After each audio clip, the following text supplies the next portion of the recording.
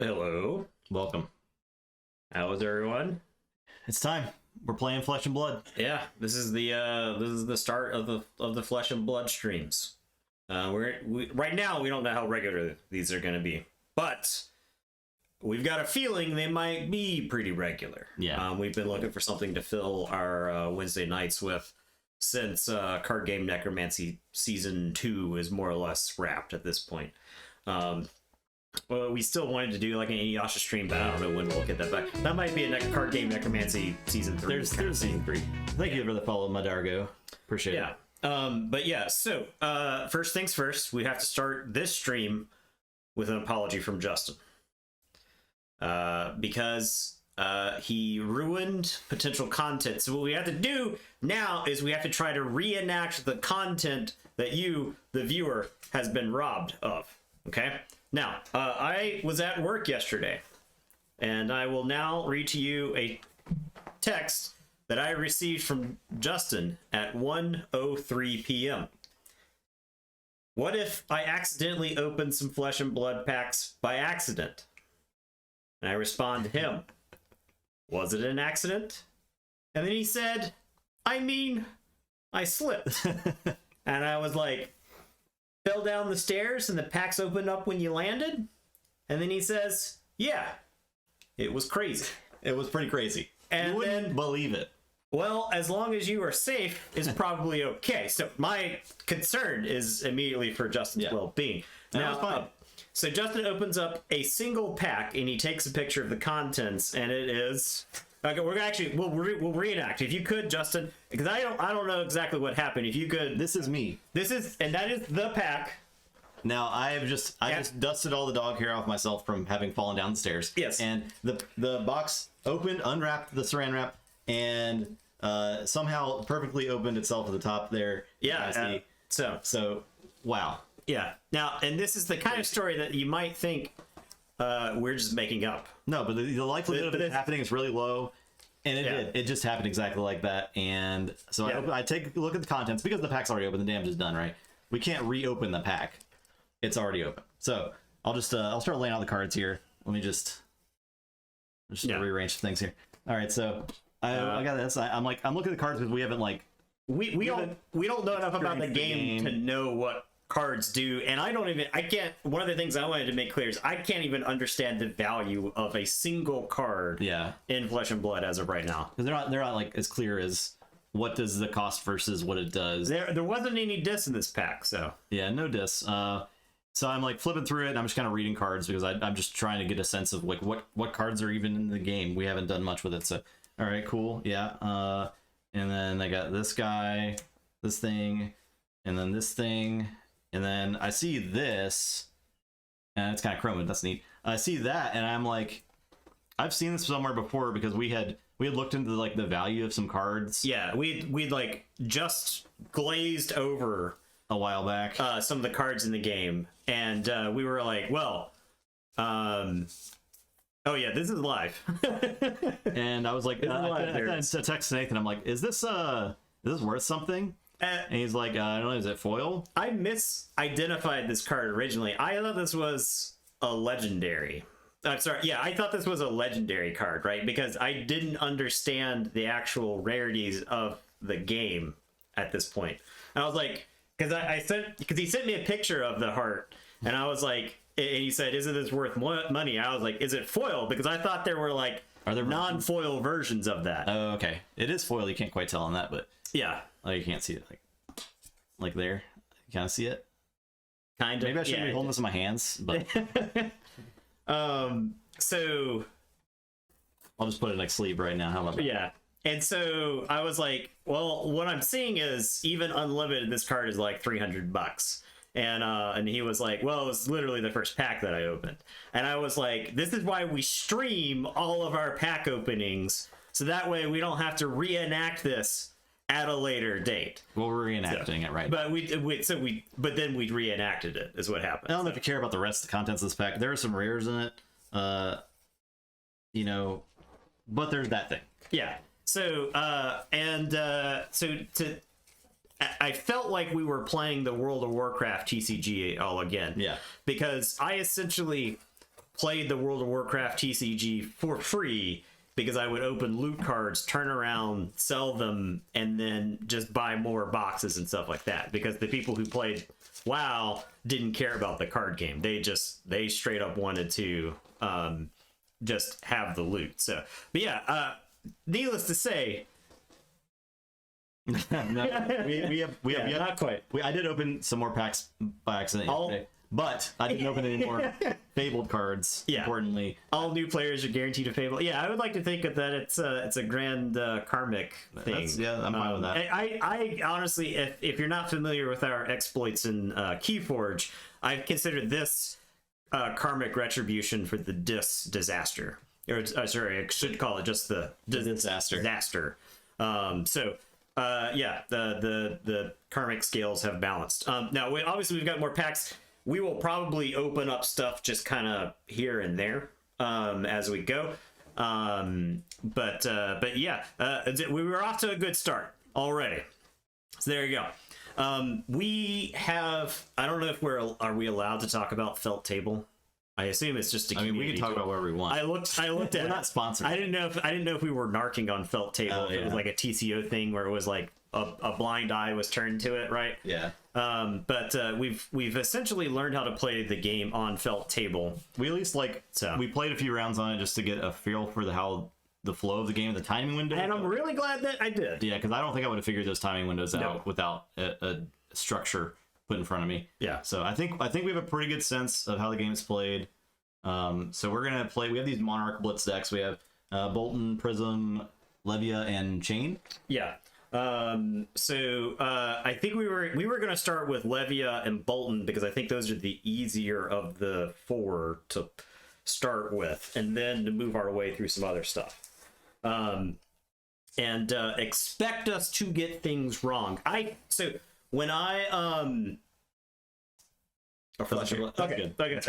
good. I didn't know if we were. So the thing about so Flesh and Blood's obviously got an established community, and so we don't know that community like we know the Keyforge community. We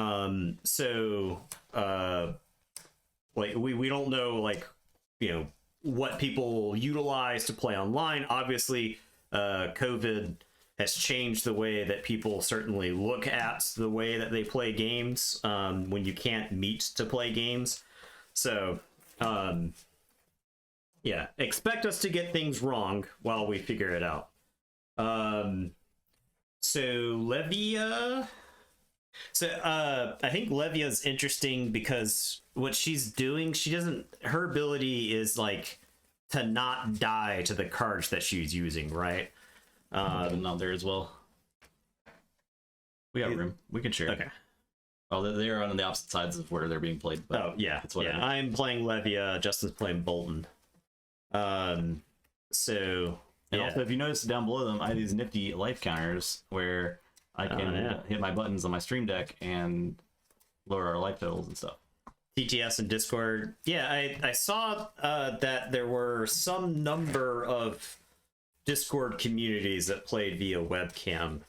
I am a skeptical card game player. I prefer to play in person so I can examine to see if they're trying to cheat me in person. But I guess I would have to get over that for Discord. And the potential of not dying. So played a lot on webcam because there is no big board state. Just kind of the area. This area is all you really need. Yeah. Yes. There's just a lot, I feel like, of ground to cover for us to get up to speed, and so I feel like we're going to take several weeks to get up to speed. I was going to compare the combat chain to Magic back when you stacked combat damage. And honestly, I might even go a step back. I feel like this is pre 6th edition rules chain. So because there's a lot of bizarre timing windows and stuff like that if I were to, when I first looked at cards for this game, I did not understand. So yeah, I did see where prizes were going to be distributed randomly, which that's fine. Like I don't have a problem with that. So especially if it's like a league kind of thing. All right, so our intellects are 4. So we both start with 4 cards in hand. I guess we'll roll to see who goes first. Sure. 11. 7. All right, I will go first. How much do we want to assume that people know the rules to Flesh and Blood? Yeah, you can ask a keyboard question. Yeah. You can ask it. I don't know how to explain this game yet. So I realized I blundered it. We should have said at the very beginning, "Welcome to the arena" or something along those lines, because that's like more in the flavor of Flesh and Blood, where we're like 2 fantasy characters just beating the crap out of each other. The fighting game on a tabletop, right? Yeah, sort of. Yeah, kind of like appreciate that follow, Timitama. It's kind of like chivalry. I guess this isn't so much a tutorial stream as it is us just diving into the game stream, right? Yeah. How sets go against each other into Keyforge these days, counting the Dark Tide sets? I think set balance versus itself is pretty good in Keyforge. Sorry, sets versus each other. I don't know if that's a question we want to expand on during this stream. Yeah, we could get into because the premise of our Keyforge content is to try to see, hey, what are myths and what aren't in Keyforge. Like we play the games to get results, but ultimately decks from any set can win against any other set. It just depends on a lot of factors. Matchups. There's a lot of variables. They're more like styles of decks, I would say, and how those decks bounce up against each other. So appreciate those follows. They're trickling in. So yeah. Okay, so you're first. I'm first. Yep. I'll just let you go. Okay, so now we're gonna spend the first couple of turns. I think normally when we're playing Keyforge, we kind of narrate what we do, and we just assume that like the players know the rules as they go. We're going to operate as if we don't know the rules this time, and we're going to narrate what we do. And if anybody in chat wants to step in and intervene, let us know whenever we're getting past or whenever we're screwing things up. The main thing to understand in Flesh and Blood is that nearly every card can be played for an ability, resource, or defense. Yes, I do like that. I like card games where the cards in my hand have multiple uses. All right. Now, I don't have anything in my banish pile that could punish me with blood debt yet, so I don't have to worry about Levia's ability right now. Okay, I feel like that may be card to save. And on the first turn, the second player does draw back up to their hand size, but after that, you don't draw back up after your opponent's turn. Only your opponent draw. You only draw back up at the end of the turn. That's because I'm going first, and I would just wail on you for the rest of the game. So, which I like that rule actually. I don't know. I don't actually know if there's an advantage to going first yet, based on that. Or it might be like you're best taking your first turn, just setting. I think it depends on the deck. I think because I think these are the Blitz precons. Yep. Yeah, these are the Blitz precons. For Monarch. I am immensely intrigued by the deck building in this game, but I do not have enough experience or reference yet to know what a good deck of this is going to look like and like what the components are. So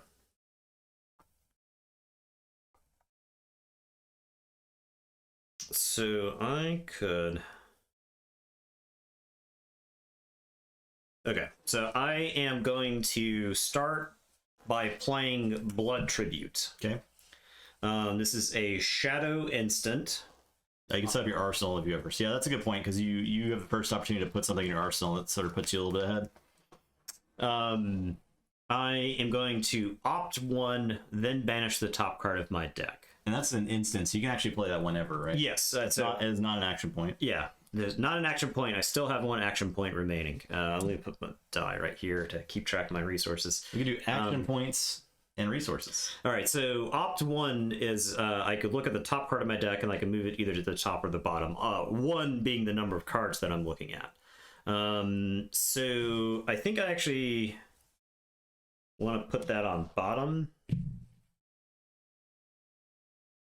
And then banish Dread Screamer. Also my Scrubber. Okay. Yeah, that one does not have a cost. It costs 0. Yeah, 0 cost on Blood Tribute. I don't know if there's multiple versions of... There are multiple versions of... I don't think costs change. Costs do not change, but the pitch does, value right? does. So this is a pitch 3 card, so like in theory, I would have been...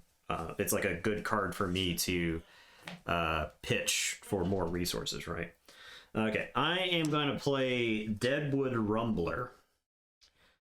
This is a 3 cost card, so I'm going to pitch a 2 cost, a yellow card, and a 1 cost, a red card, to play this. Okay. I draw a card and then discard a card at random. So I discard that. If a card with 6 or more attack is discarded this way, banish a card from a graveyard. So this was a 6 or more attack. I can banish a card from the graveyard. I think this is like meaningless actions. I'll just banish this Blood Tribute though. That doesn't have Blood Debt on it. Actually, I need to banish that so that I don't take damage from my Blood Debt on this Dread Screamer. Could you have to banish cards to not take damage from Blood Yes. Death? Okay. Yeah. And this has 6 attack. If a card with 6 or more has been put into my banish zone this turn. I was gonna describe Flesh and Blood as a clock. It feels like there's all these intricate parts that are moving, and I see how like individual parts move right now, but I don't have them all kind of like, I don't see how they all work together yet. So like this Brute deck, which on paper seems like a fairly straightforward play, large attacks, beat your opponent in the face with them. You've got all these like, you're drawing cards, and you're having to like banish stuff, but you want to banish specific stuff so that you don't die to your own cards. Anyway, so this is an 8 attack that's coming at you. We're going to try to use dice to keep track of... Since dice are legal in this game. Yeah. All right, so you got 8 attack coming at me. Since I'm drawing back up, I will just play basically all the cards in my hand. So this is 2 defense, 3 defense, and 2 defense. So 9 total defense. Okay. None of these are defense reactions, so I can play them for their defense value without having to pay for them. So yeah. All right. I defend all 8 of it. All right. I'll keep you from... and that goes to... Well, technically, that stays on the chain until I'm done, right? That stays on the chain until we're done with the turn, right? So I don't have anything else. I'm out of cards in hand. I didn't want to use any of this stuff yet. So I will, because I could have used the Hooves of the Shadow Beast when this card was banished, because it says remember a card with 6 or more attack is put into your banish zone, I can destroy it to gain an action point. But the action point is like not going to do any good right now, right? Correct, because I don't have any way to play anything. So that's my turn. I put these on the bottom first and then draw. Yeah, you choose the order. Yeah, so I'll go like that. So I'll put them like that and then draw 4. You start playing a week ago and you're in love, so it's so balanced. All the games come down to difference 2 or 3 health. Cool. Yeah, we're to dive into it. From my minor experience playing on felt table, the decks seemed to balance against each other. At least the Blitz decks did. So I haven't. We're pretty far away. No sense in taking damage. Oh yeah, for sure. Yeah. Okay. Exactly. You're drawing back up, right? Me as well. So stays on the chain until the chain is closed. Okay.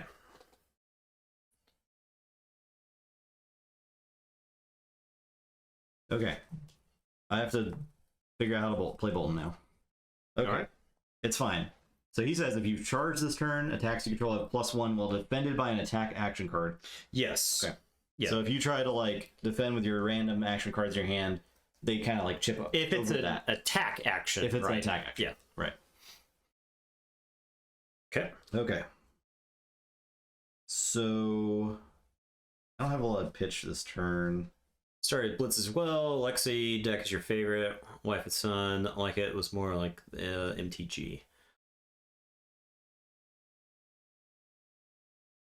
I feel like you avoid the issue of mana screw like you do in MTG. I right? like the pitch value for paying for cards. That reminds me of Marvel Champions, which I really like that kind of resource. that is a game that we like a lot around here. So Okay, so I'll play Push Forward, which says your next weapon attack this turn gains +3 attack. If you've attacked with a weapon this turn, your next attack this turn gains Dominate. But which I have not attacked with a weapon this turn. Yeah. I'll pay for that with this V of the Vanguard, which is 2, and then I pay 1 for it. okay. All right. So your next weapon And then I attack go again. gets +3. Yep. Okay. And then I okay. will. So you're not getting Dominate. Okay. Yes. No, it's not getting Dominate. Okay.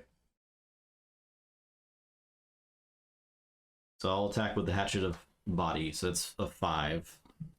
I Okay. pay 1 for that. Okay. You have not charged, right? I have not charged.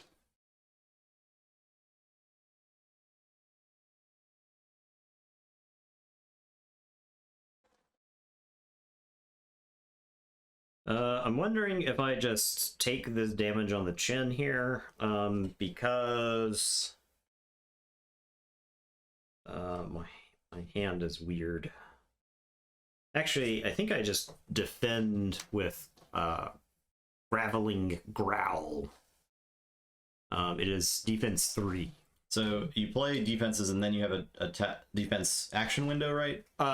Defense reaction window. Okay. Yeah, an instance can be And played. an attack reaction window, right? Yeah, yeah. Does now do we trade reactions back and forth? It starts with the active player. This deck, I don't think has any defensive reactions in it. Not really, right? I know Bolton does have attack reactions, but I don't have any. Okay. So you're sending 2 damage through, right? Yep. 5 at 5, and I'm blocking for 3. So Okay. attacker starts with reactions, then defensive. Okay. All right, so that's it. A great foundation series. We might check that out. Do you take 2? Yep, I take 2. See if this works. Boom. You're at 18. Okay. Nice. All right, so that's all my actions. It didn't have go again or anything. So it comes back here. Yep. My turn ends. I can put something in my arsenal. This goes to my discard pile. I'll put this in my arsenal. This is still in my hand, and then I draw back up. Now it's your turn. And this pitch goes down here.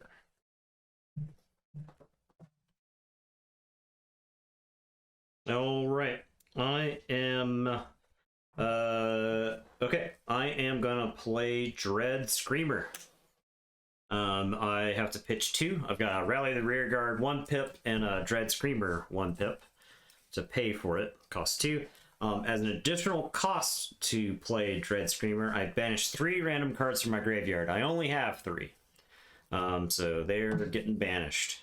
I have banished a card with 6 or more, so I don't have to worry about Blood Debt this turn.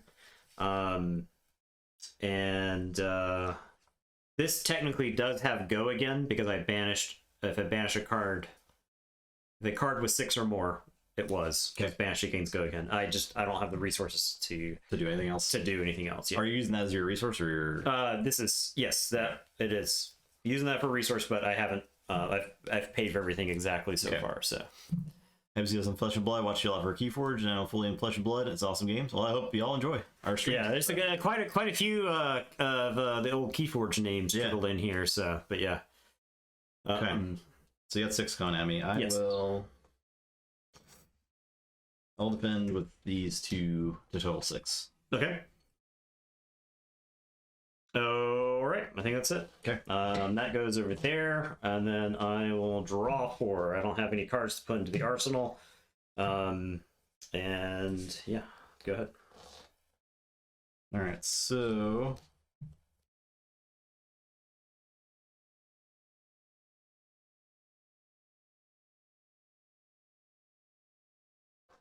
I will.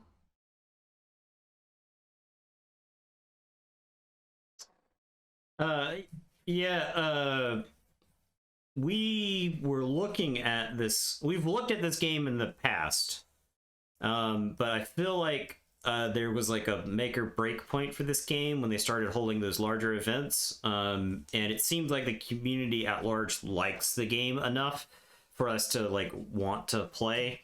We just don't have anybody locally who plays, which is kind of like Keyforge for us anyway. But we're hoping we can get people locally into it. So I'm gonna pitch Engulfing Light, which is 3 pitch value, to play Invigorating Light for 3. It says when you play Invigorating Light, if there are no cards in your hero's soul, put it into your hero's soul when the combat chain closes. There's no cards in my soul, so okay, that's on the chain. 6 attack. 6 attack coming at me. How Everfest spoilers? It's all about 14 damage attacks. So Yeah, I think we'll definitely do some sealed once we like feel comfortable with building decks. We've got a few boxes of cards. So that's what I want to do for sure. That was the limited play was one of the big draws to the game for me. I felt like we could absolutely play. So yeah.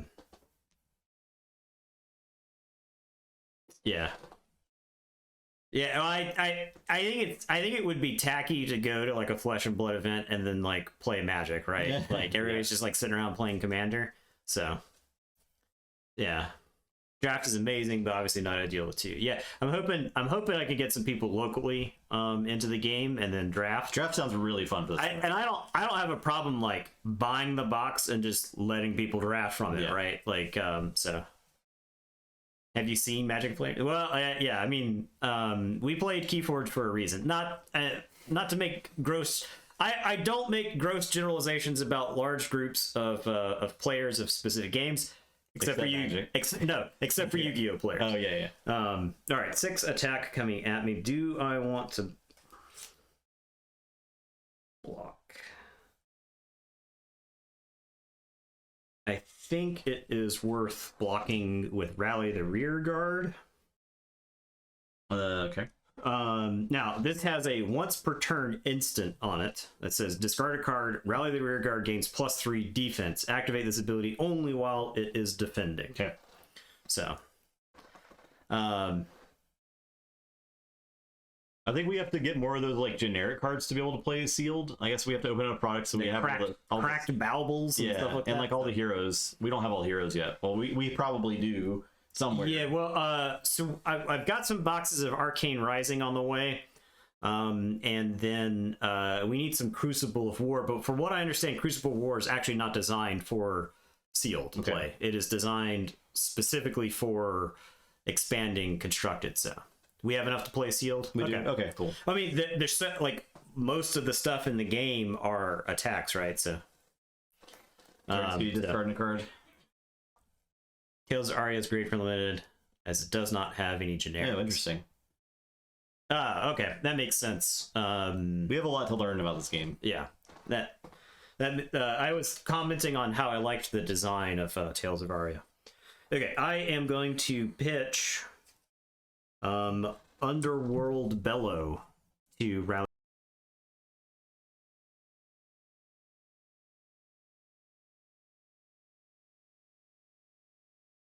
All right, We're back. what's up? We're back. Yeah, we're back. Okay. Okay. Okay. Now, I'm gonna hit this button again. Okay. Okay. All right. I was wondering if the life toll button actually like. We're using a stream deck to try to keep up with the life totals, so that may have blown that up. So yeah, but hey. All right.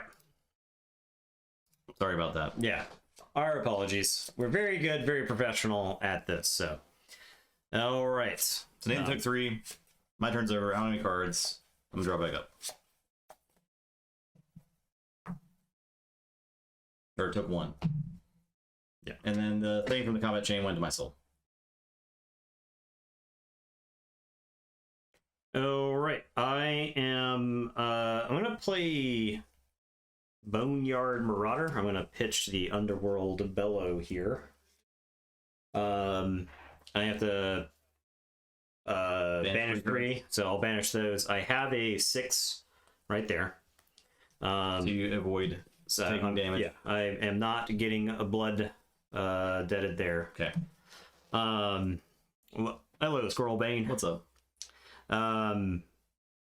Okay. And yeah, so avoid blood debt. I actually have 2 resources left over because of this. I think I'm gonna go ahead and crack the hooves here. I guess that goes to my discard pile. Yeah, it does. We're back. Yes. Nobody tell. Oh, yeah. We did that just so that Squirrel Bane could be first, right? It does, but almost nobody ever puts it into the discard pile. Yeah, I gotcha.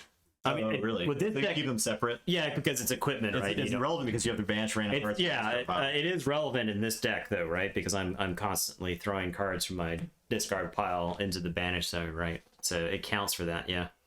Okay, anyway, so here you go. I've got two left. I've got 1 more action point. Does that go again? No, but I just have an extra to action give you point. extra. Yeah, I'll just put this here to show that I've got an extra action point. And it is 4 coming at you. There's no tricks, no frills to this. It's just a 4 attack. I'll defend for 3.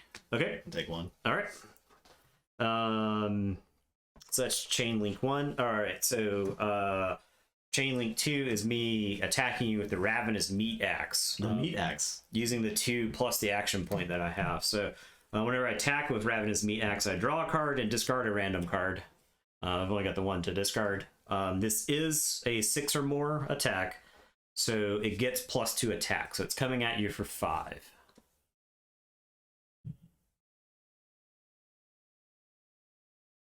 Okay.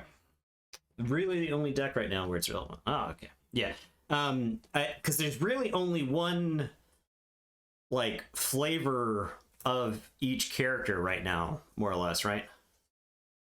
How I got the action point, I got it from there. Hooves of the Shadow Beast, which is the starting. Is the stream deck just dead? No, it's up, but the card cam might be dead. Oh, because of the reboot, yeah. Yeah. Okay, 1 second. Just read it.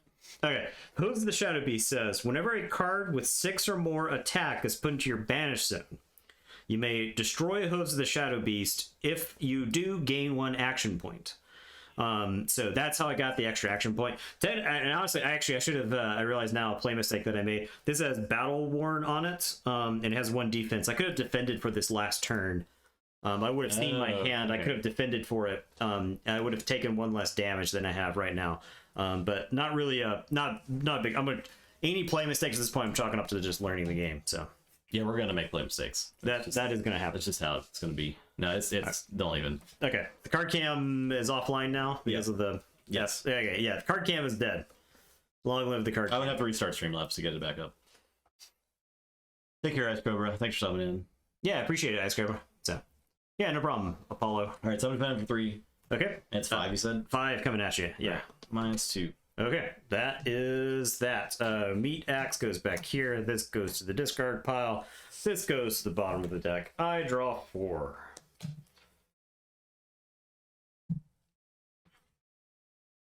Okay. Okay.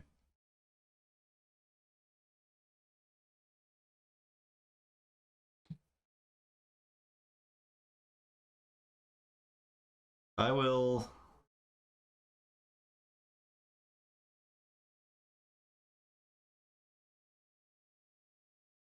reading my cards.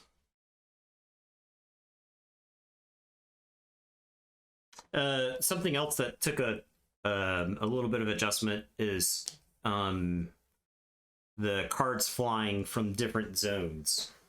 The abilities coming from different zones. Equipment, at least the starting equipment, the not $100 equipment, is all stuff that's more or less used a single time, and then you get rid of it. So there's a lot of that stuff that I haven't really adjusted to 100% yet. So I'll play Express Lightning. As an additional cost to play Express Lightning, you may charge your Hero Soul. So okay. I'll charge it. Okay. Now, so if I defend with an attack action, you get +1. Yes. While defended by an attack. Okay. You don't have a source of go again, though. This I could destroy this as an attack reaction to get go again. Okay. I don't have any resources right now, though. Yeah, and because this is 0. It costs 0, yeah. All right. It's pitch cards into the graveyard. Yeah, I think that's why the mat is designed like this. Yeah, the mat's very elegant, actually. The mat is making it so that you will like naturally put the cards back under the deck, right? Don't worry, the party's just getting started. Oh yeah, we're on like turn 4. Or yeah. So if I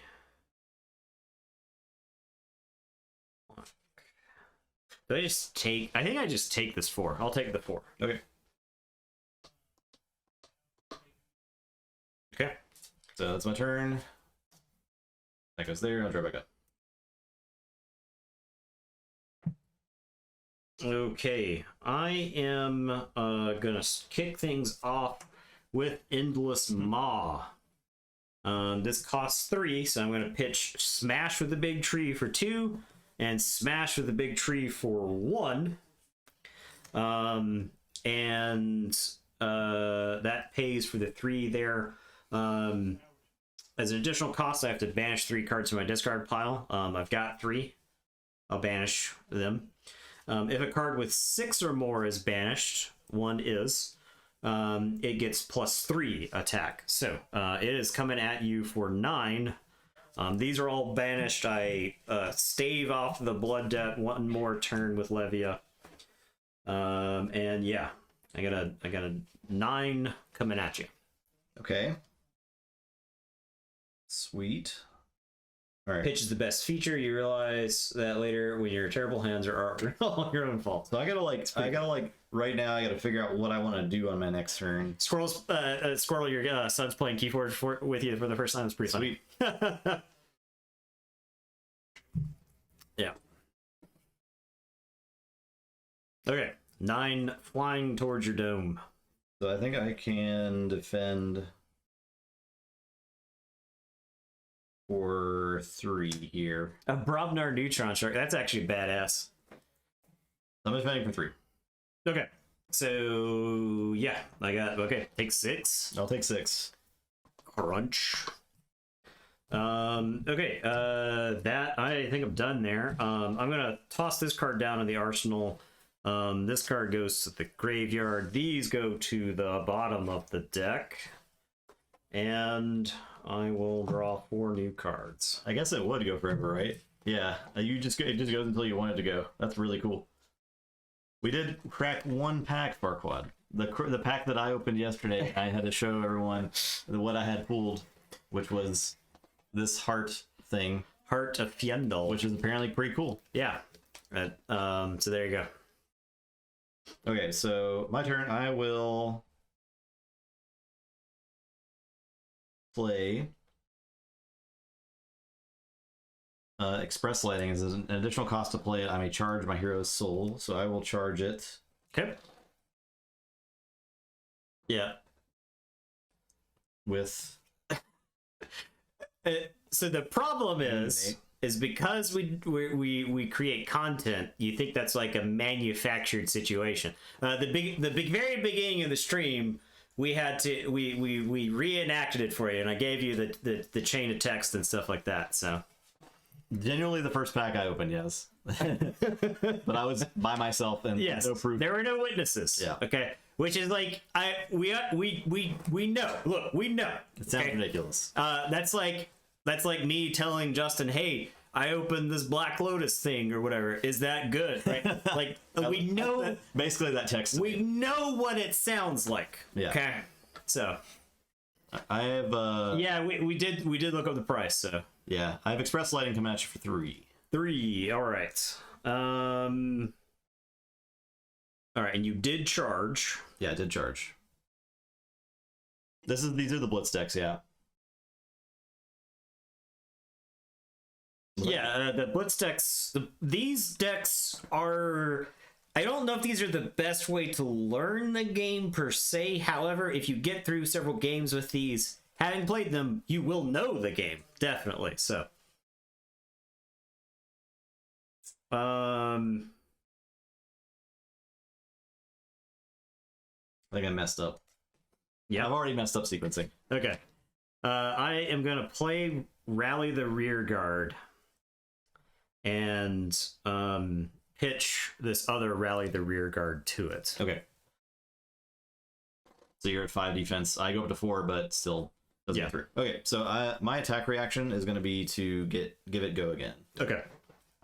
Throwing away the boots. Yep. Give it go again. Okay, so that chain is finished. And then I'm going to pitch Take Flight to play Valiant Thrust. And it says, if you've charged this turn, Valiant Thrust gets +3 attack. So I have charged this turn. So Coming at me for 7.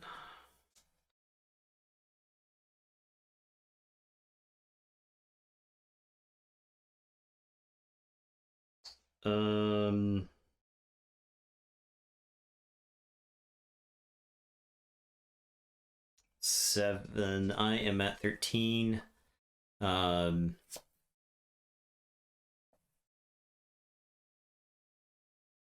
I pitched. So rally the rear guard. I was defending with it.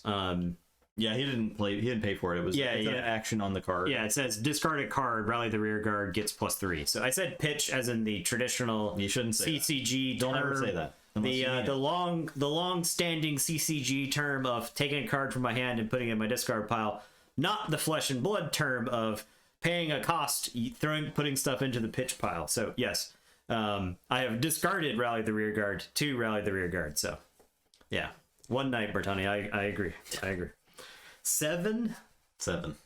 And I defend, it goes up to 8. I think that's a lot of damn. I got blood debts to pay, man. I gotta play some blood debts. We can pay the blood debts. No, we can't. Make sure you can pay those blood debts. I don't know how many blood debts you got. I got a lot of blood debts. Yeah. Probably a lot. Can you tap? There's a call called leg tap. Oh, okay. Right now, I got about 3, 4, 5, 6, 7. I got about 7 blood debts. So I would just straight up die. Yeah, I don't think you could ever let that resolve, right? Yeah. Like you can't do it. So I think I just take the 7 then. All right. And go 6. So student blood loans, yeah. If only I could get these blood debts paid for. That is my turn. All right, so that goes there. I could have given it a go again, but I don't have any resources to do stuff. I charged a card that had more resources than the card in my hand, even though I wasn't doing anything with the card in my hand. So I was just like not thinking about it. That's the thing that's going to happen a lot. Yeah, especially early on. Knowing what to charge, knowing what to keep, knowing what to put at arsenal. Okay, so I am going to pitch Soul Harvest, because I cannot pay for this thing yet, to play Boneyard Marauder coming at you. So this is coming at you for 4. I have 2 resources left. And I have to banish 3 random cards. I only have 3 cards, so those all go to there. Block all that early to fill the discard pile, then go and never take the foot off the gas. Ah, interesting. Okay. Okay, yeah. Just spin like the first... like those strategies we're not going to figure out initially, right? Just spend like the first 3 turns throwing your whole hand at what they're trying to attack you for, and that way you've got enough in your graveyard. So right now I'm working at parity, so I'm gonna block with Minerva, which is 3 defense. Okay. The mentor in this deck. Okay, so take 1. I've got a bunch of resources left I can't do anything with, unfortunately. So let's just go. That goes on the bottom there. That goes to the discard pile, and I will draw 4. Okay.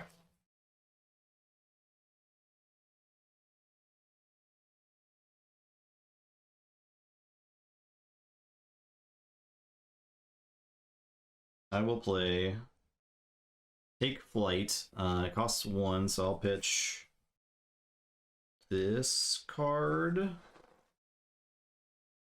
And then I would have to charge it if I wanted to get go again. Alright, so I'll pitch this card to get 2 resources, and I'll pay 1 for it, so I'll have 1 left. And the additional cost, you can charge it. So I'll put a card from my hand behind my hero. So it is charged, and it gets go again. Okay. Alright. It's coming for 3. Coming in for 3. I'll defend. So you have charge. So if I defend, it goes up by 1.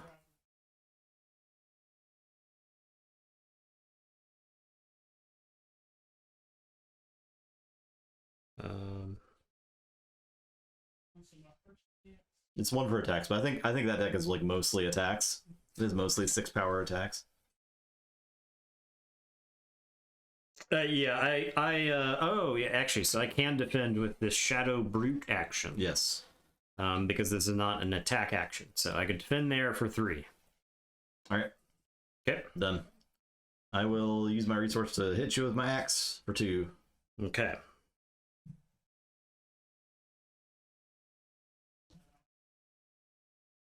I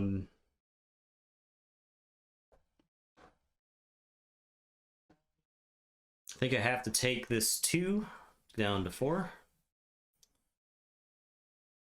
Taking it? Yeah. All right. That's all my stuff. I could have given it a go again, but I don't have anything to do, so. I'm seeing... I'm starting to understand, I think, what Bolton wants to do. He wants to hit you with his axes. You gotta have the resources to pay for those axes. All right. Okay. I'm gonna use Ebenfold. They're a bit trash. Okay. All right. I think I like thought that when I first started playing with Bolton. And I'm glad to hear I'm justified. I'm gonna use Ebenfold here. Destroy it. Banish a card from my hand. If it's a shadow card, draw a card. So I am gonna banish Hungering Slaughter Beast. It is a 7 power card, so it's enough to keep the blood debt paid. Okay. And so I will draw a card.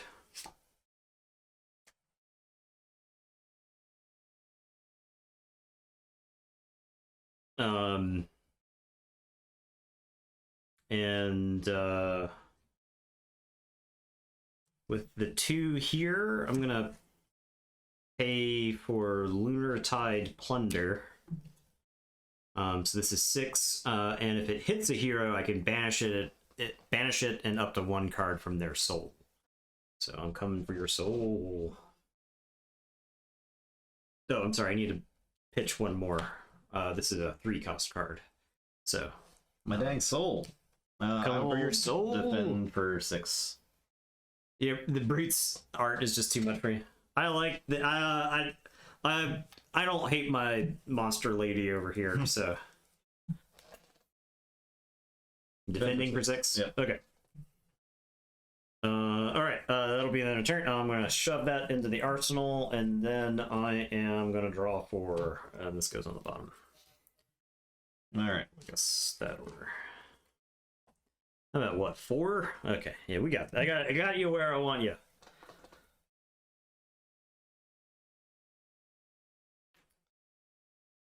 I feel like this turn sucks. Good. So, you know, that's good. I'll play Bolt of Courage. I can charge, and if I've charged, it gains if this hits draw a card, but I don't think I will Charge. Actually, I'll charge. I'll charge. It's fine. So if it hits, you get to draw a card. Yeah. That's all right, 3. coming in for 3. I think I just let that go. Or go to 1. It used to be a 1. Go to 1. Not 0. Is that wise?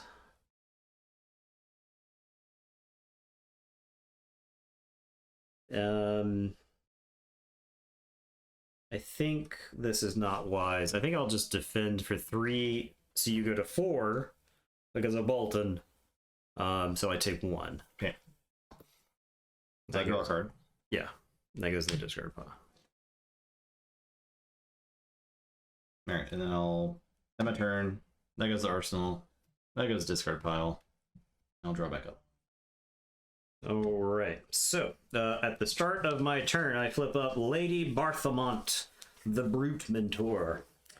Yeah. So at start of turn, if Barthelmont is face down in your arsenal, you may turn her face up.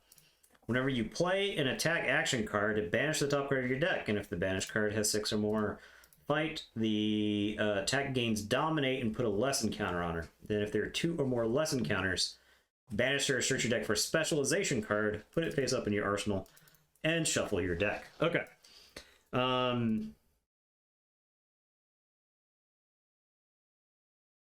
So Could have attack, react, go again, swing weapon.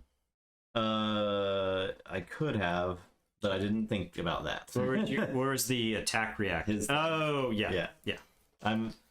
Oh yeah. All right. Okay. I don't know.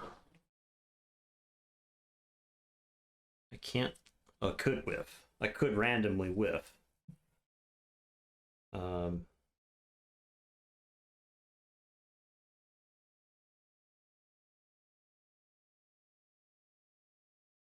Did I just smash? Oh, so it has to if he defends with an attack action, it's got attack greater than its base value, and then I can use Bolton's attack. Okay. Yes, to go again. Okay. Yeah. I see. Yeah, it's a lot of stuff. There's a lot of the Monarch decks. There's just a lot of text on these cards, right? Obviously not Smash with the Big Tree, but Smash with the Big Tree I feel like it's fairly like self-explained, right? But stuff like Writhing Hulk, Beast Hulk, like I'm fixing to play from my hand. I'll play this. So as an additional cost to it, banish 3 random cards from my graveyard.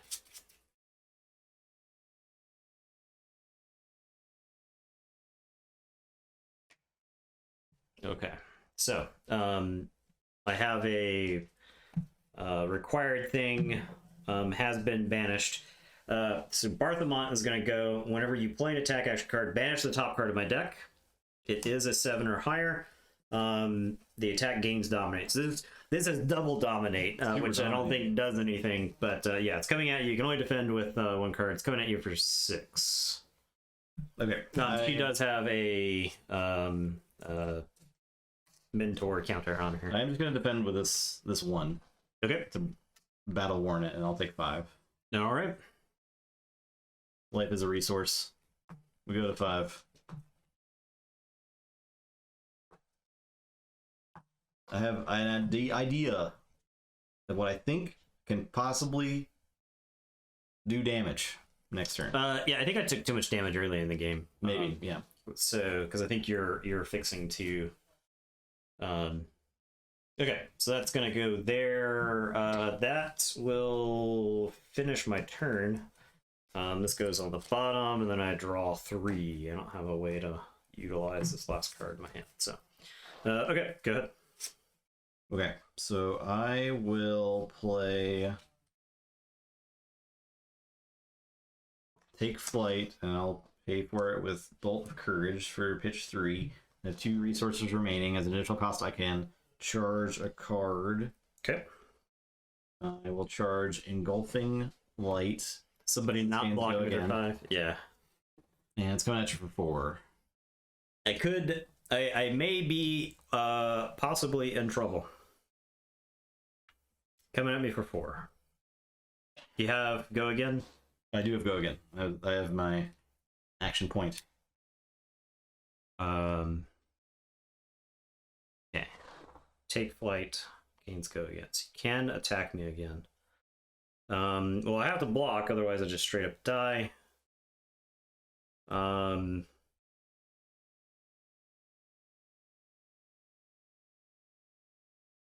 Alright, so I guess I'll defend with the Hungering Slaughter Beast. That is an attack. That is an attack action, so you'll go to 5. Yeah. Okay. I I can't double go again to get lots of action points, right? Yeah, that card can only have one go again. Okay. Yeah. So you're currently taking 2? Yeah. All right. Okay. Down to 1. All right, so that's the first combat chain. For the second, I will play Battlefield Blitz. It's a Battlefield Blitz for 5, and it has go again if you've charged this turn, which I have. Okay.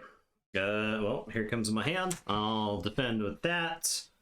And I will defend with this. So it's defending for 6.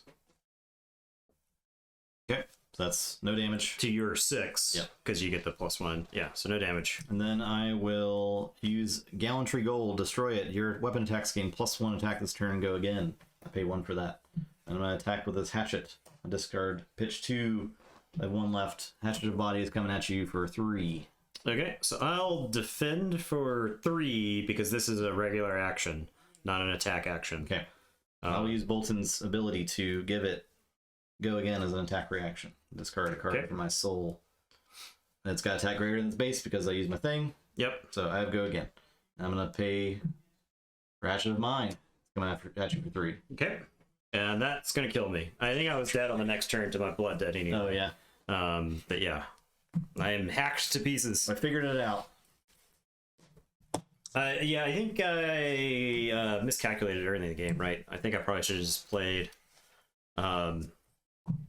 Beauty of a Turn. Okay, the chat is impressed by it. All right. Thank you. Thank you so much. It makes my dismembering slightly more palatable. So, but yeah, yeah, I think I misplayed early. Now that somebody like pointed out in chat that you just block a bunch. Oh yeah, because I was like every turn I was sweating. I was like, how do I live through this turn? I don't know how to live through this turn. So Levia's dead. Okay, so that's our first game of Blood of all time. Pretty cool, and I won it, so I don't hate the game. Yeah, I did punt there on purpose, so that way Justin that's a good call. Do we want to restart Streamlabs real quick to see if we get the card game working? Yes, I think so. Don't go anywhere. It will only be like 30 seconds. It'll be like 30 seconds. Don't go anywhere. We're going to restart Streamlabs so we can get the card cam going, so. Yeah.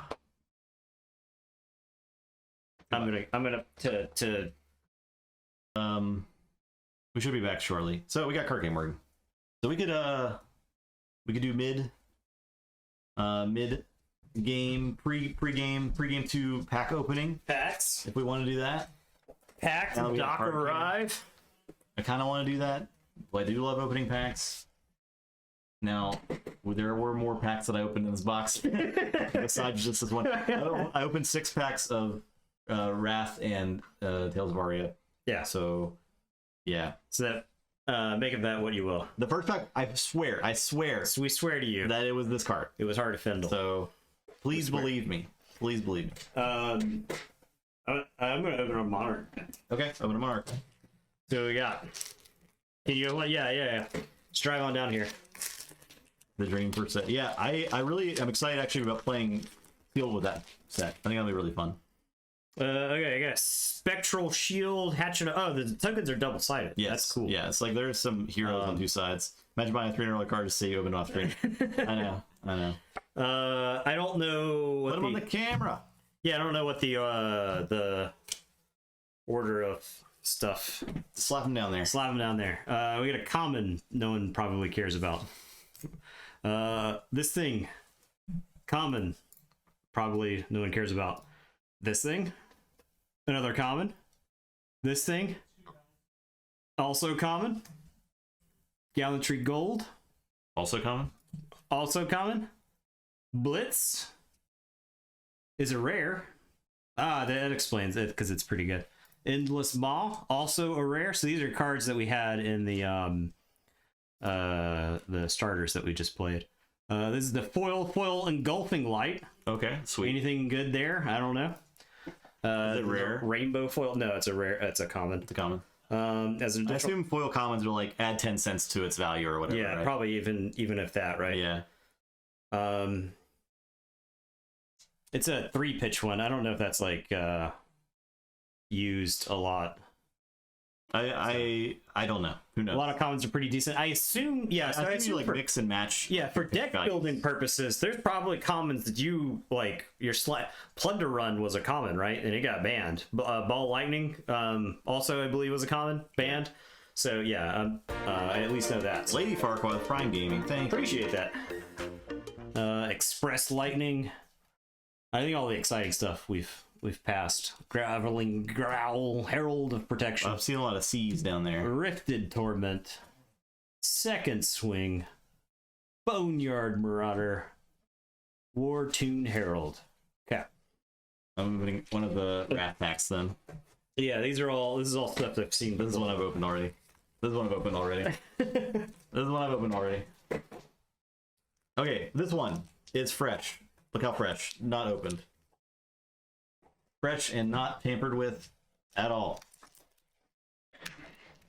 Yeah, I figure that the rares and majestics are cards that are like, you can't really afford to play more than one in a deck. Not necessarily money wise, but it just throws off the economy of the deck, I imagine, right? We got the Kodachi and Quicken. Oh, Quicken is a token. Okay. We'll start like this. Okay, we got Savage Swing. We like that. Nature's Path Pilgrimage. Stonewall Confidence. Are the rares always nested in the middle of the packs? It's kind of interesting. I think so. Surging Strike. Primeval Bellow. That's cool. I like that. I like that picture. Iron Song Response. Cartilage Crush. Not my cartilage. Is this a foil? Flock of the Feather Walkers. The foils look pretty cool. I forgot how much I like foils. Yeah, it's like, it's true. I like the swag, right? It's a rare. Blessing of Deliverance. Okay. Another rare. Sigil of Solace. It gains 3 life. Yeah. Is this card bad? It looks kind of bad. It's either bad or it's broken, right? Like, there's no in between. Plate. Razor Reflex. Regurgitating okay. Clog. Okay. Barraging Brawnhide. And Nimblism. Okay.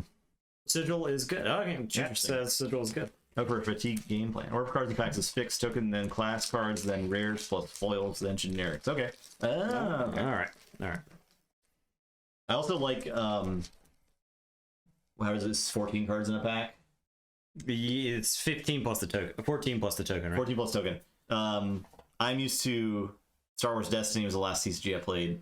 5 card packs. Yeah. 5 card packs. With 1 die. Let that sink in. Typically 7 class cards. It's probably for. Oh, so that's kind of like that's geared toward your sealed play. So you can you can actually build a deck out of what you have. All right, I'm gonna open a Tales of Aria pack. Okay. Embodiment of Lightning, Embodiment of Earth token, so that I can play that with the nerfed Briar. So is there a way to like? Are you checking? Okay. So, like this, then. Are you putting the rares below? Yeah, I put the rares at the bottom. All right. Oh, Crucible War's only 10 cards? Oh, okay. Okay. Blizzard Bolt. Mulch. Is there a rotation? That's a great question. I would love to answer Inspire Lightning. Evergreen. Okay. Overflex. Snow Under. Rites of Replenishment. Ragamuffin's Hat. Entwine Earth. Shock Striker. Autumn's Touch. Entwine Lightning. Polar Blast. All right, now that we're through all the boring commons. Yeah. Evergreen. It's Evergreen. It's Evergreen. Yeah. And then Flash Freeze, which is a Majestic. Oh, it's an M? Is that, are we pogging? Red? Are we pogging? Have we pogged? Is that good? Save. Nice. Okay, cool. All right. Flash Freeze, and then Foil Blizzard Bolt. Oh, cool. Which actually looks really sweet. It's getting chromed there, but... that does look cool. So, yeah. The font's so tiny, it's gotta be good. Yeah, it's very tiny. Ice and or Lightning Fusion. If Flash Freeze was fused with an ice card, attacks you control this turn gain. When you attack with this, it gains Dominate unless the defending hero pays 2. So... and if Flash Freeze was fused with the Lightning card, attacks you control this turn gain if it hits a hero, deal 3 damage to them. Oh, that seems good then, right? Yeah. It's okay. I guess that's a 50 cents Majestic. Yeah. Yes. All right. I will open the Monarch pack. That's a Lexi card, right? And from my understanding, Lexi with the least broken of the heroes from Tales of Aria. So I'm butchering this pack. Okay, fine.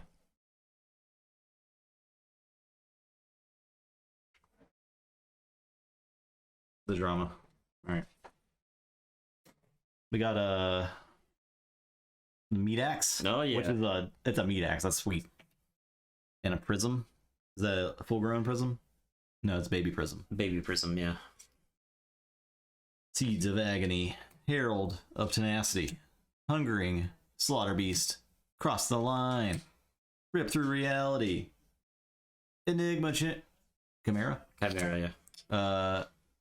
Unworldly Bellow, Dream Weavers, Zealous Belting, Surging Militia, Stony, Woolton Hog, Void Wraith.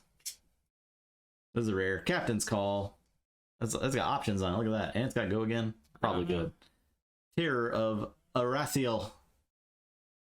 If a card's been put in your banish zone this turn, it gets +2 attack. Okay. Ah, okay. It costs 1. And a foily Otherworldly Bellow. Unworldly Bellow.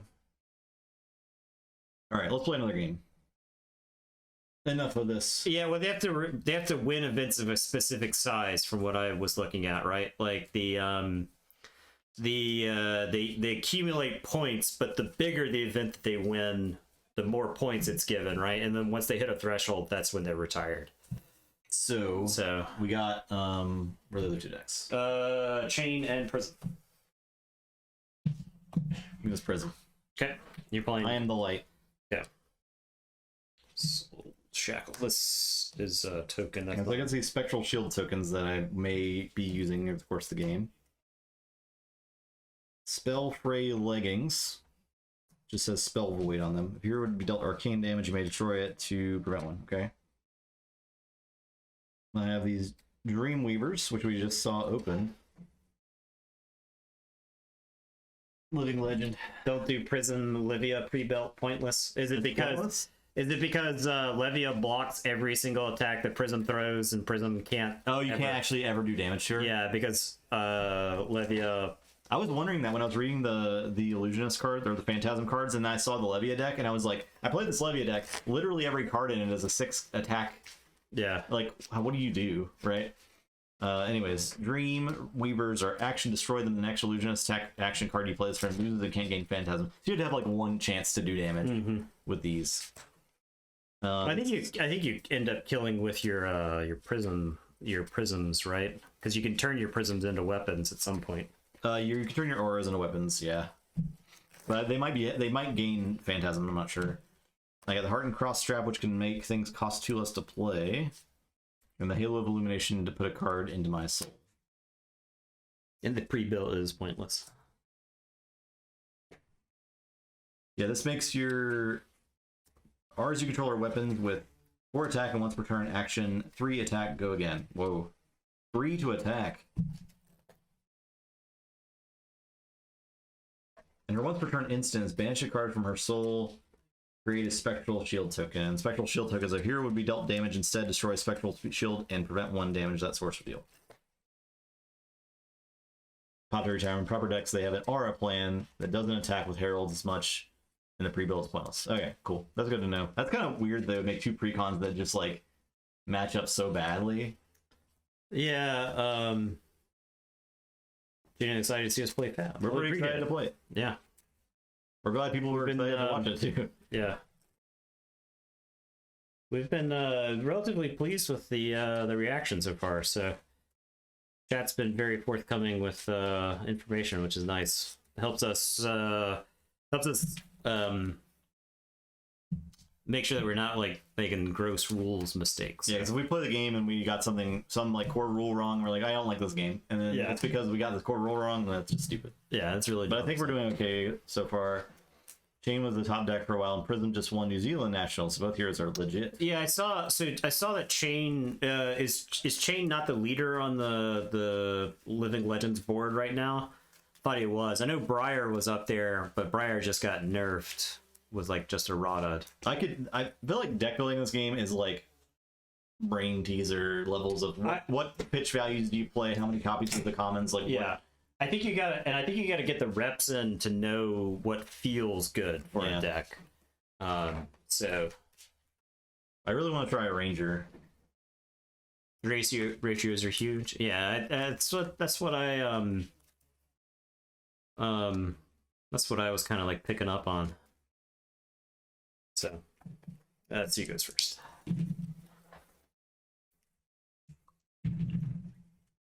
Seven. So I'm first. For bow and arrow characters, but more nuanced. Ranger looked really fun from the stuff I was just looking at randomly. What did I roll? I rolled 7. I think you rolled like 5. Okay, so you're first. Cards are in a deck. So we're playing right now Blitz with a 40 card deck. And the main class constructed is up to 80 cards.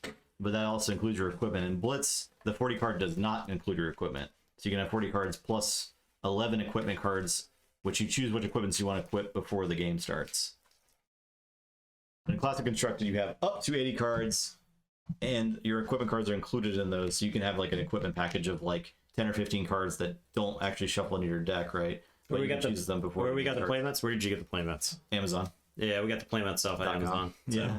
I am really happy that these playmats came before the stream because I think it adds a lot to the presentation. It looks much cleaner. And it helps us a lot too. Yeah. Just knowing like the zones. I do like a structured play area. I think this was intentional that it sets it up like an arena where the combat is happening in the center and everything else is sort of circling that. I like that a lot. It looks really good. Yeah. As the only Blitz up with another player that got me hooked, the Tales of my first foray into FAB, then went to the Calling in Cincy. Cool. I know there's some I don't know if I feel safe going to tournaments right now. But I know there's some tournaments on the horizon. So. Okay, so I'm first.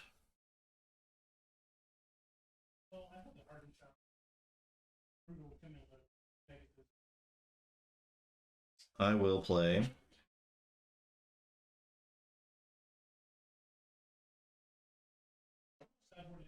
this Herald of Structure is non-existent. Tenacity, and I'll pitch the Seek Enlightenment and the Herald of Protection to pay for the 2. It is a Dominate, and it says if it hits, put it into your hero's soul, and it's got Phantasm, so if it is defended by a non-illusionist attack action card with 6 or more, attack, destroy, Herald of Tenacity, and close the combat chain. Alright, so I can only defend with 1 card then. From hand. Specifically. So I guess I'll defend with Rift Bind. Okay, so we're gonna take 3. Oh, actually, JK, I could defend with the breaks it. I could defend with Lunar Tide Plunder. Yeah, instead, that just breaks it. Yeah. So when Phantasm is broken or when Phantasm triggers, is the Herald destroyed? Is there not a combat chain anymore? Is there not a chain 1 anymore? That was my yes. I believe the chain is broken. So okay, so the chain resets. Fab doesn't have a same keeper, which is huge. Turnover and no combat chain. Yeah. Okay. Yeah. All right. So that's my turn. If he had another action point, though, he could go again, right? Like if he had another action point and the ability to play another action, it's just.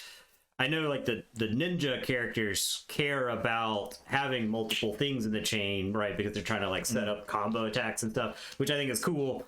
But obviously, we don't have any ninjas in the Monarch set, so non-attack actions collapse the chain. Non-attack actions collapse the chain. I did not know that. Yeah. Okay. Okay. But that makes sense.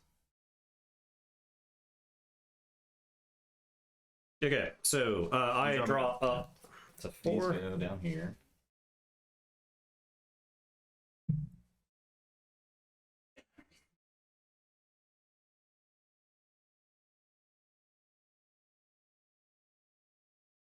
Go again.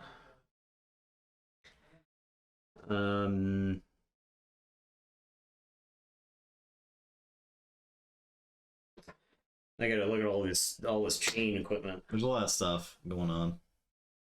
Game 2, activate. There's so much tiny text on my cards. Okay. Alright, so I am going to start by playing Seeds of Agony, and I will immediately lose the game because I understand this card is banned. But I'm playing Seeds of Agony. All good. And this says you may play Seeds of Agony from your banished zone. My next attack action with action card. The next attack action card with cost 2 or less gains deal 1 arcane damage to the target hero. Go again. So that goes there. I have Seeds of Agony damage on the next attack action that I play.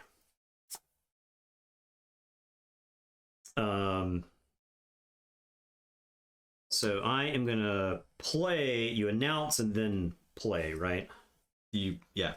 Once per turn action, create the Soul Shackle. So I'll use Chain's ability here to create the Soul Shackle token.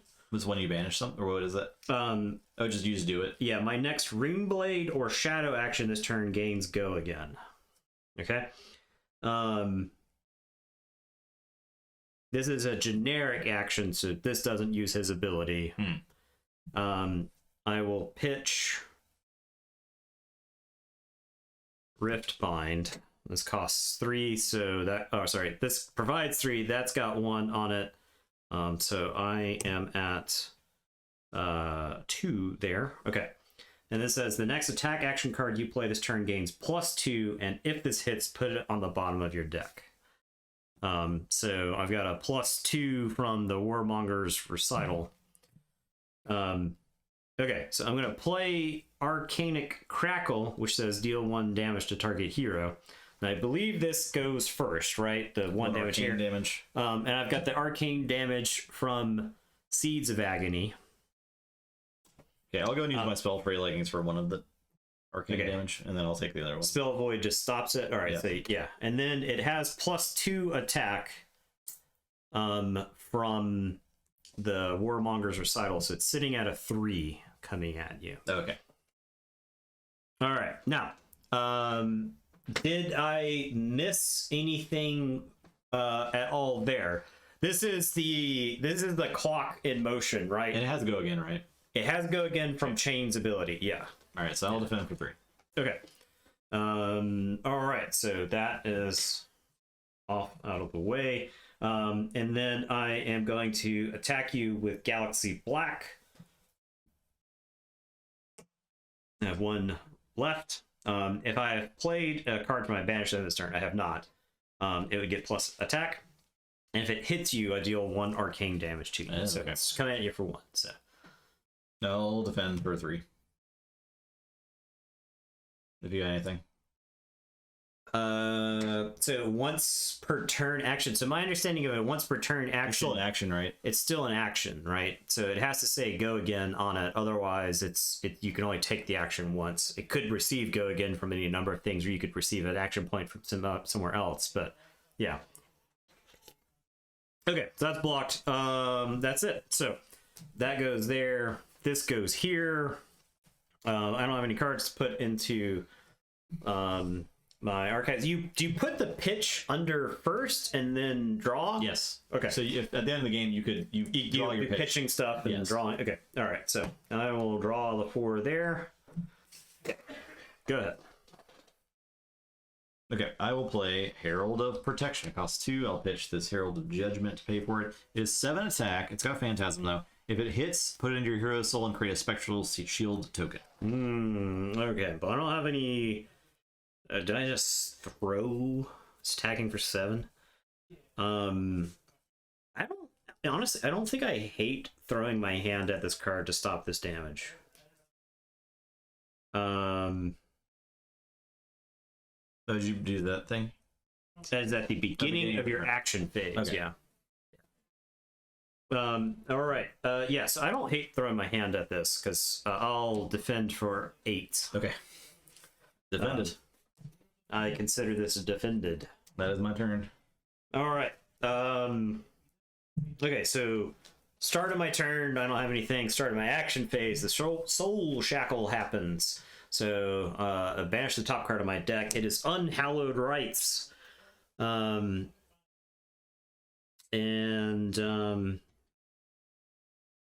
does have Blood Debt on it. But I think I can take the 1 here. I'll just throw this into my arsenal. I'll take 1 damage from Blood Debt from this.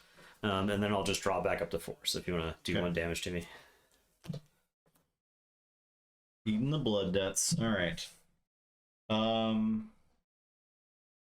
I have to play a non-attack action so that I can play this from this end, so I didn't have a way to engineer that.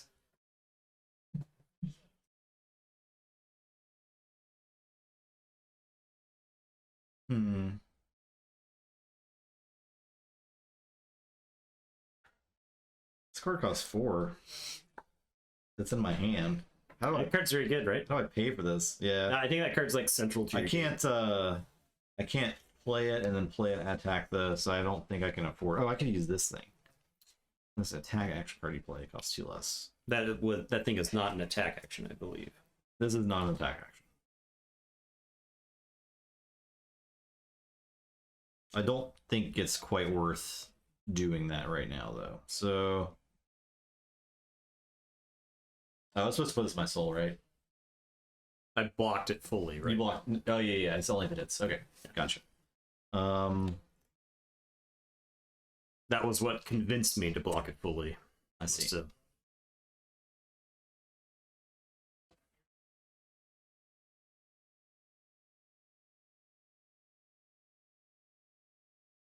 So I'll play Phantasmify and I'll pitch Illuminate. Pay for it. I have 2 left. And Phantasmify says the next attack action card you play this turn is Illusionist, in addition to its other class types, and it gains +5 and Phantasm. Go again. okay, so the next thing. The next attack action I play gets Phantasm and +5 attack. So Okay. 5 attack. And then I will play Herald of Ravages for 2. If it hits, put into your hero's soul and deal 1 arcane damage to target hero. So Okay. that's going to be 12 attack. Okay. We're maxing out the d12. Okay. It's a good thing I'm defending with this attack that has 6 on it. Now, this is my chain specialization card here, but I think preventing all the damage from that is worth blowing it up. So Most likely. And that's my turn. as much as I like to do cool stuff with soul reaping, taking the cool action of reaping someone's souls. That chain card is not full broken. Oh, shit. Soul reaping. Well, it's in the discard pile now. What was the deal? Let's put it. So you may banish 1 or more cards from your hand rather than paying its cost, and if you do, you gain 1 action for each, or 1 pitch value, 1 resource for each card with blood debt. And then while it is attacking a hero with 1 more cards in their soul, it has good. Okay, I don't have anything. Yeah, you don't have anything in your soul. So that still seems really Yeah, it seems pretty good, right? Because you can use his ability to give it go again, and then generate a bunch of resources with it that you can then play from the banish area, right? Yeah, this seems pretty broken. Well, you won't be seeing any of that here. All right, so start of my action phase, I'll banish. All right, so I do have 2 blood debt cards in here.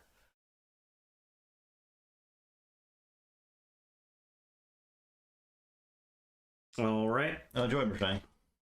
Hope you have fun. Glad to hear you got weird stuff going on. See, glad you carry the torch. Yeah. Okay, I am going to play Seeds of Agony from my arsenal. I'll lose the game again. Okay. I'll play Seeds of Agony. So the next attack action card would cost 2 or less I play gains do 1 arcane damage. So I'll just put that there to remind You can play that from your banished pile. Yes. So like you just have a ton of them and you play them every turn, and then Well, they go to they go to the discard pile. Yeah. still that probably piles up pretty quick. I think so. You probably banish them. I'm willing to bet you combine cards from Chain and Levia so that you're playing and banishing piles of Seeds of Agony that you're just like playing a ton of. So Yeah. Pitch them away with the Rift Binds for a big finish. I see. Okay.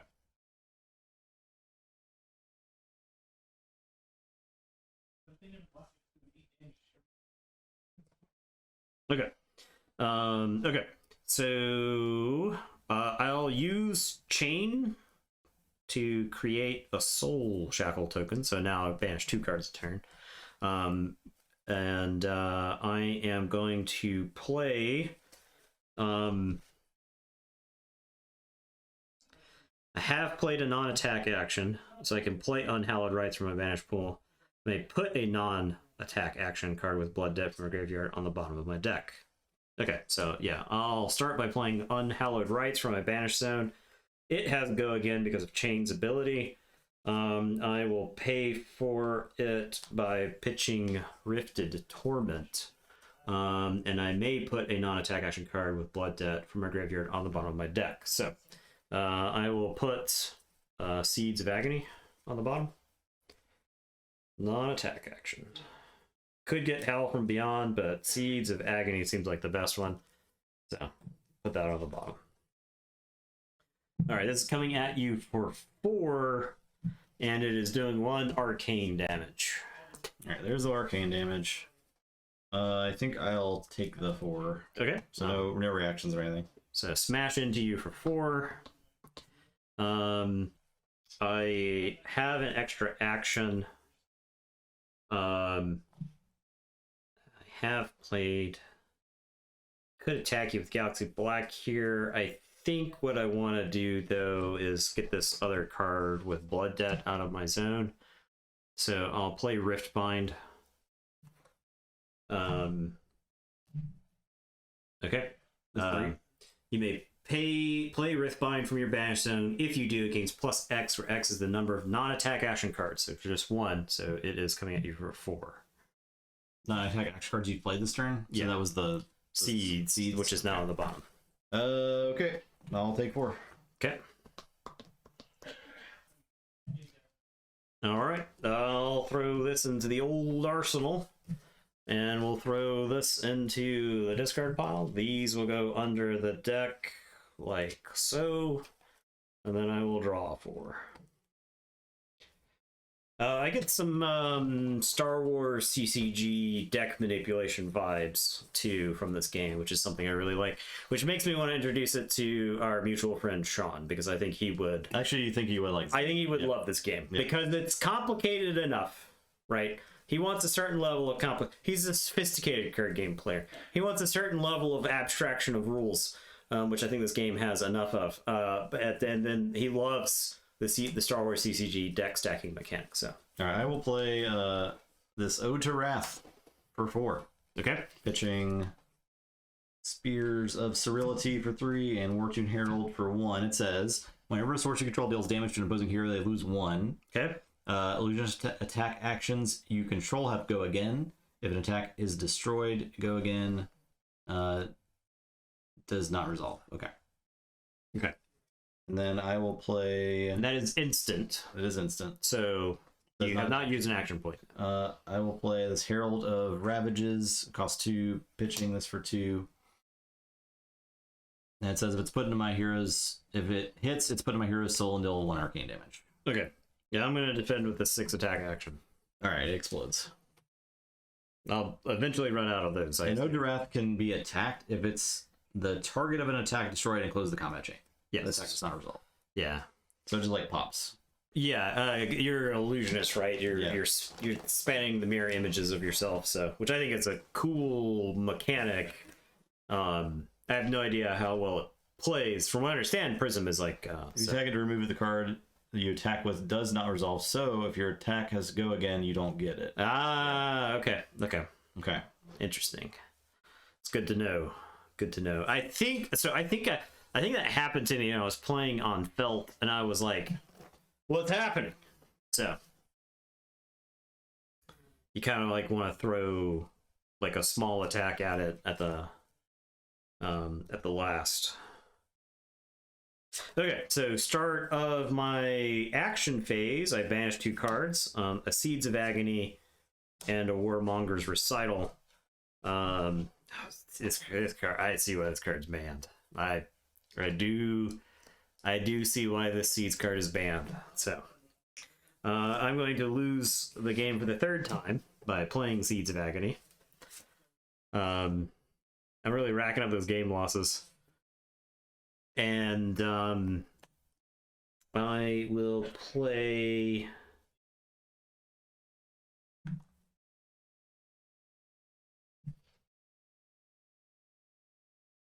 I already want to just deck build.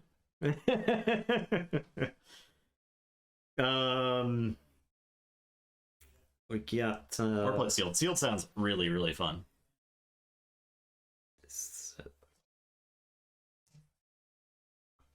Okay, I'll use Chain's ability again. I'll Okay. so the next Shadow or Ring Blade. Okay, so I'm gonna play Ghostly Visit. I'm gonna pitch Rifted Torment, so I've got 2 resources left. So yeah, this is coming at you. I've got 1 arcane damage headed your way. Done. Okay, So I take 4, or am I? Yeah. 4 is coming at me. 4 coming at you. Sealed as a blast. You're not attacking the Ode to Wrath, right? Nathan? That is correct. I will take 4. Okay.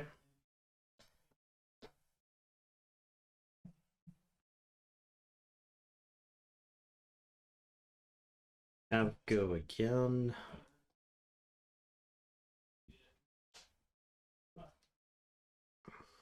Just use this thing. You're at 4. I'll play Rifted Torment using the last 2 remaining. So this is just an attack for 4. Okay. Block or die.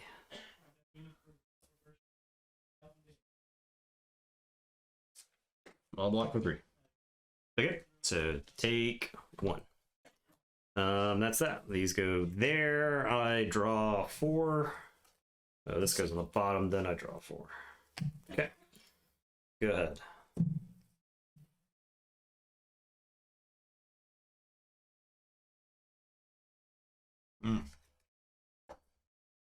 Chain's kind of silly. Yeah, I'll play this Herald of Protection. Everfest won't work for sealed. Oh, so it's like Crucible of War then, right? It's that's meant for constructed play. That makes sense then. That explains why you've got like Bolton in the set. Or not Bolton. Whatever the dude with the hammer is. No,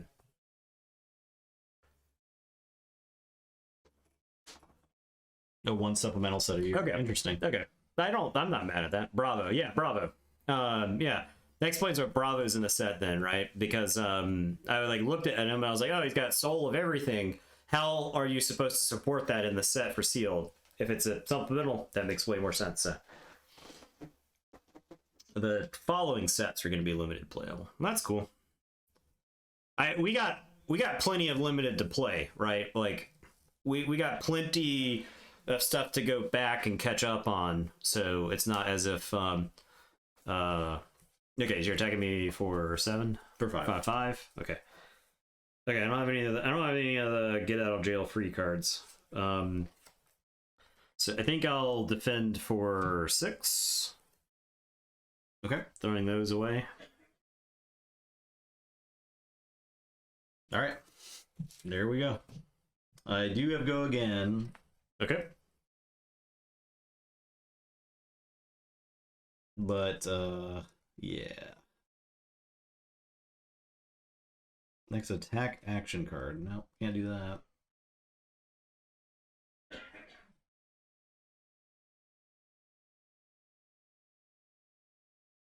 All right, I'm done.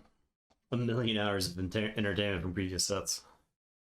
All right, so I am going to banish the top 3. 1, 2, and 3.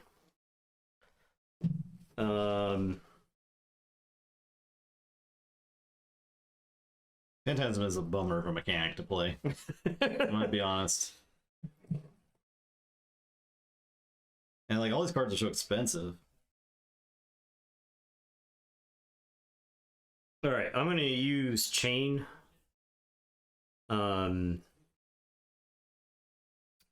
I've got another Soul Shackle token. I am gonna play Piercing Shadow Vice. I feel like I have like a Yawgmouse bargain going on over here, right? So a new Ranger bow for all the Ranger fans. I am gonna pitch Piercing Shadow Vice. It costs 2. I got 3, so I got 1 left over. This has go again from Chain's ability. This is coming at you for 4. I have not done arcane damage to you, so it does not get any bonuses. defending for 3. Yep. Take 1. Okay. I am gonna play Vexing Malice using my remaining. This does 2 arcane damage to you. Oh, I die. I die.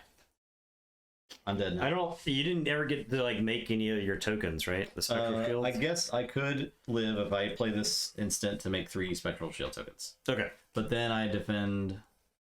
Okay. And I would have 1 spectral shield token left. Yeah. So I can live. Okay, you are alive. All right. Well, that's my.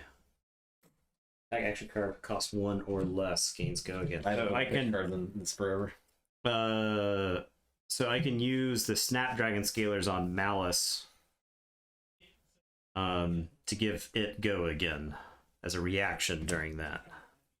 And since I'm not, I'll put my Scalers like that. And I can use the Aether Iron Weave to gain 2. Activate this ability only if you have played an attack action card and a non-attack action card this turn. No, I have not. I cannot do this. Okay. I will attack with Galaxy Black, pitching this for 1. I have played a card for my Banish Zone, so it gets +3. All right, so that's it. Yeah. That is that. Chain seems a little extra. Yeah, I agree. Yeah, Chain seems pretty good. I see why this guy's popular.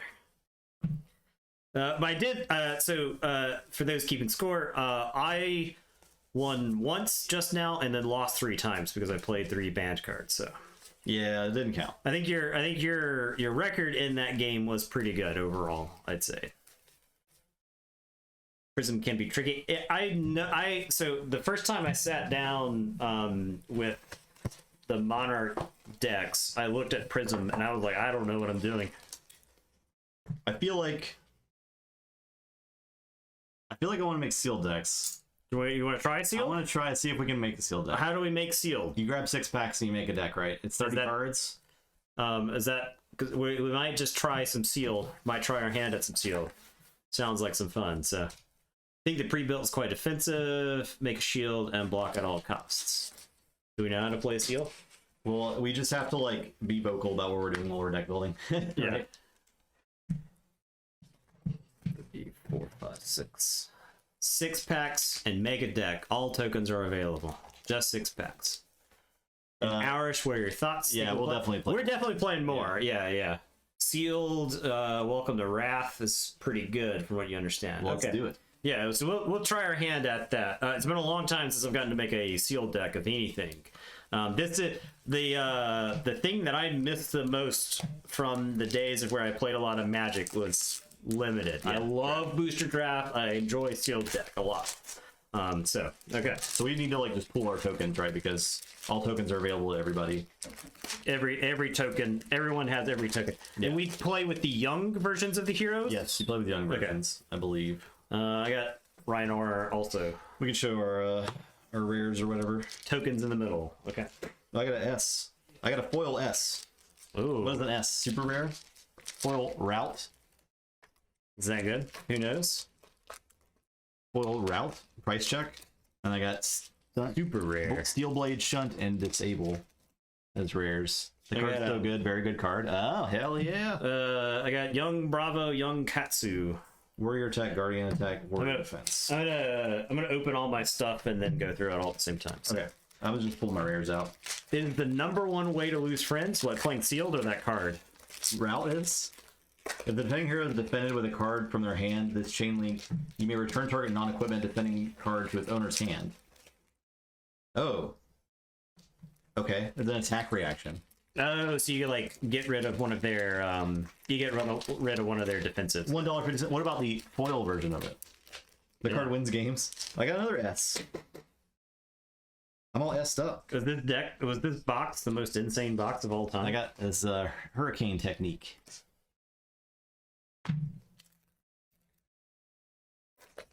Did we get a counter? $2.40. All right, stonks. Yes, very good. Mr. Super Rare. I'm very super rare. You're telling me there's no uncommons? It's commons, rare, mythic, super rare, ultra rare. Justin stacked the pack. I wouldn't be surprised. I didn't stack this the happened. packs. This These are happened. unopened. This happened when we opened Keyforge decks. No, it did not happen. Yeah. Okay. Didn't happen. I may have opened like after, but it could have easily been you. Ooh, generic action, generic attack. I gotta learn the sorting technique for this. I think you sorted into like class, right? I got an M, Blood Rush Bellow. 1 M's. As an additional cost to play it, you discard a random card. Your brute attacks get +2 damage this turn. If you discard a card of 6 or more attack, draw 2 cards, then it gains go again. Seems pretty good. It seems pretty good. I'm getting some reacts over here from Blood Rush Bellow. Reacts? Okay. Literally the best brute card in the game. Nice. Literally the best card.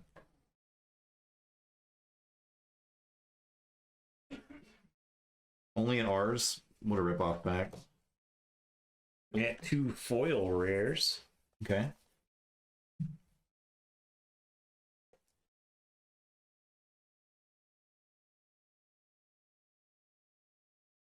We got a generic action M. Home of Fyendal. That was a An M. I don't think that's not like cheap, right? Draw 2 cards. If it's played from arsenal, gain 1 for each card in your hand. Gain a health for each card in your hand. That's pretty good. It seems pretty good. This is a good box, right? It's like an okay box. Stop, he's cheating. Third most expensive M. He's cheating. Maybe second. You see what I have to put up with? Do you see how I want everyone to understand the sacrifice I make to stream with this man? Okay. Proven cheater. All right. Proven cheater. 18 bucks. $17.99. I'm not mad at it. I guess I should get 3 extra packs because you got so. Whoa. Okay, so here's what I've got. I've got 1 S. And then I got a whole bunch of R's. Okay. I've got Sand Sketch Plan, Rhinar specialization. Search your deck for a card, put it in your hand, discard a random card, then shuffle your deck. If the discarded card has 6 or more attack, gain 2 action points. Split your cards per hero. That's what I was saying. Split per like class, right? How many classes are in the first set? Is it all of them? Generic. 4. Okay, that's not so bad. Guardian, Ninja, Warrior, Brute. Brute. Warrior. I got a bunch of ninja actions. I've got 2 Flick Flacks, 2 Blackout Kicks. Ninja, Brute. I feel like I build just based on my rares. Like my most powerful cards. I guess if I don't get enough supporting stuff. I got a bunch of potions. Okay. I've got a Time Snap potion and an Energy potion, which both seem pretty good for sealed. I am liking that these aren't paragraphs worth of text on all these cards. It's true. Pretty excited about Is that that. the same box as the heart? Yes.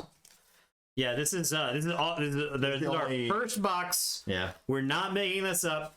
We know what it looks like. We know what it looks like. We understand. Okay? Just need a minimum of 30 nomads. Does that include equipments? Is the 30 equipment, or is it, you can use equipment on top of the 30? Yeah, if I have like 5 pieces of equipment, does that make it so that I can have a 25 card deck?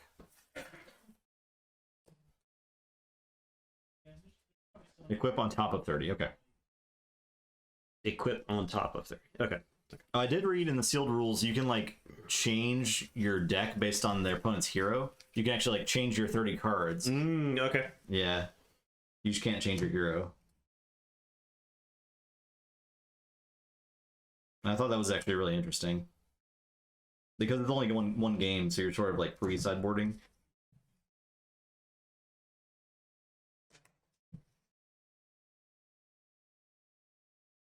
I'm not.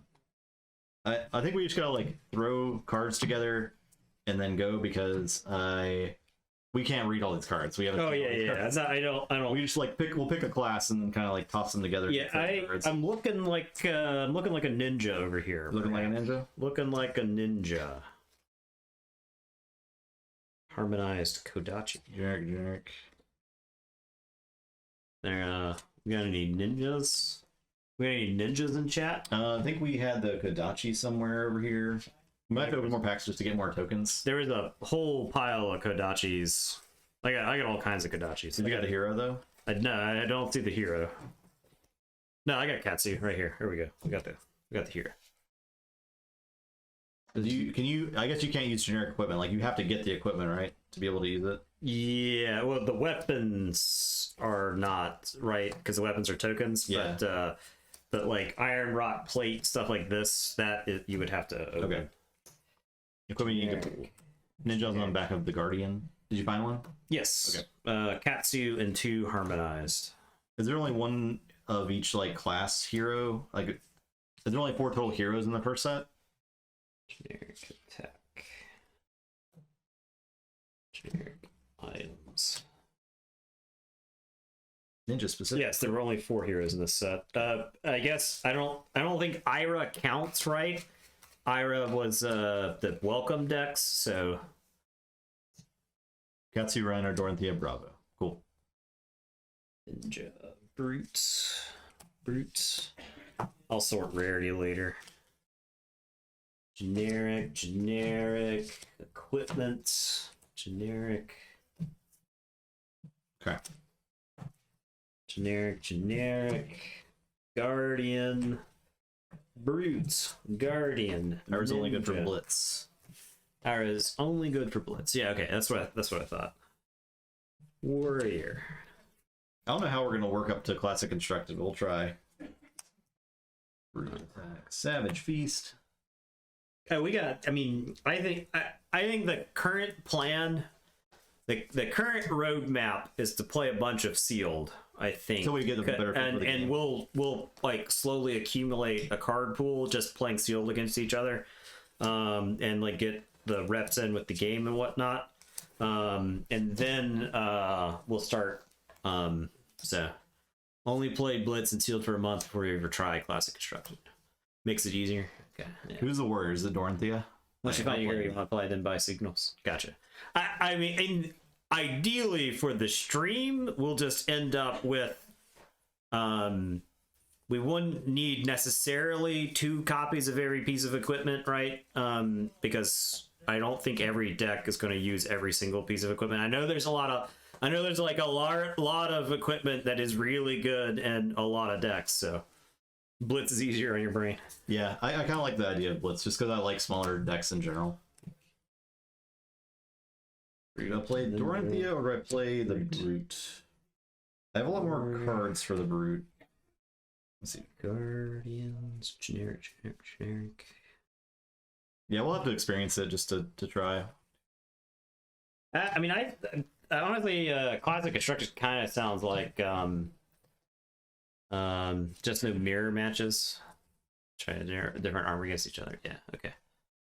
Yeah, I do not like mirror matches in any CCG. That's my least favorite thing about all. I don't mind learning a meta game and then deciding what matchups I like in a meta game, and if it's worth like playing them. There are some mirror matches that are just slogs. Miserable. Warrior. Blitz is high roll, high variance CC. Clearly, what the constructed format is designed for, but Blitz is really good. Okay. I hope that is Blitz like well supported, or is it just kind of like a thing that people play sometimes? I'm excited to play Dorothea. The dev supported, good. Yeah, we're playing these this mythic action you guys said was worth money. We're playing that. My plan: beat Justin with a bunch of common ninja cards. Legit plan. I have to use generic equipments. Let's see if I got them. Morning on time, it doesn't have go again. So you kind of just have to like, you turtle up with it. It does draw 2 cards. So you could like load up to 6 cards on your turn or something like that. I don't know. I'll figure it out. Time Snap is good. I don't know what that is. What is that? Time Snap Potion is what I open. Oh. It gives you 2 action points. What? In the H?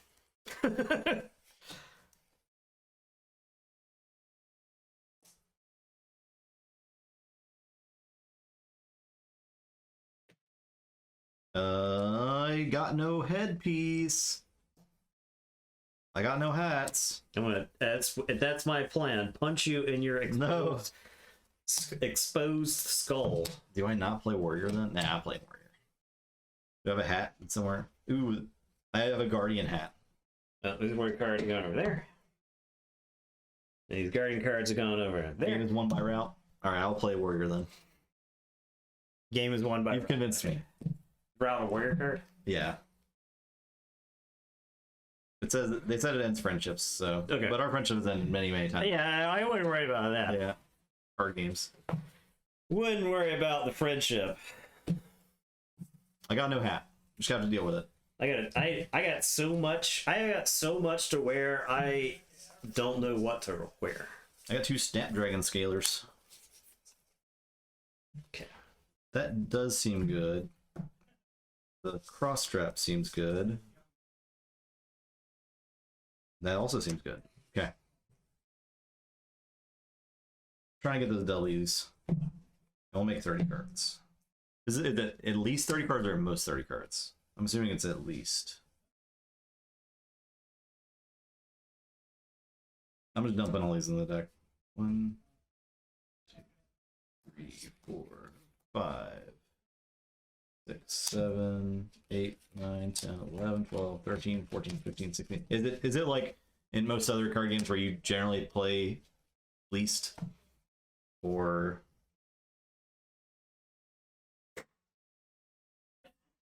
like what's the common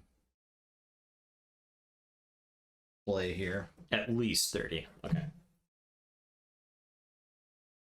Depends on how consistent you want to be. I'm assuming that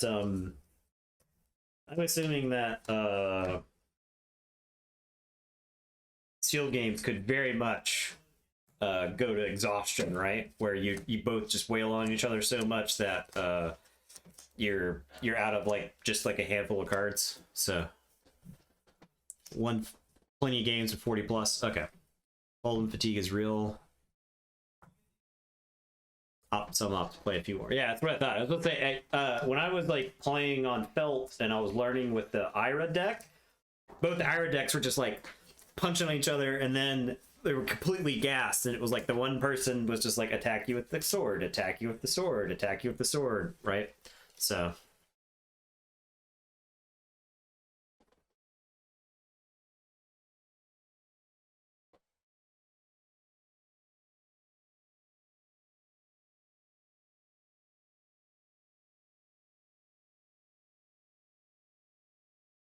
what is a Quicken token?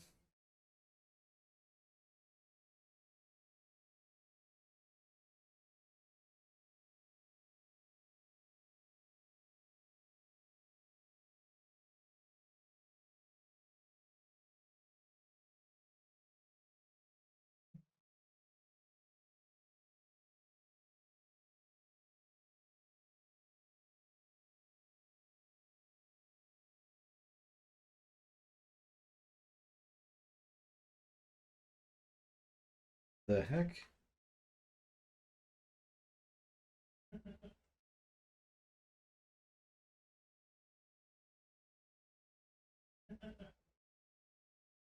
I feel like my deck is horribly inconsistent, but it's fine. We'll see what happens. This is definitely a learning experience. Put 35 the Calling Sealed event with Briar. Didn't want to risk the fatigue match against Oldham. Interesting. One playing game is 40 plus. Okay.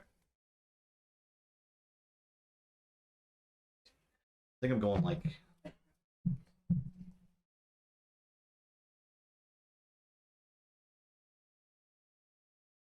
Quicken token. It's 31. We'll see what happens. I'm sleeping. Not thinking too much about it. How many ninja cards do I have here? 1, 2, 3, 4, 5, 6, 7, 8. It's 17.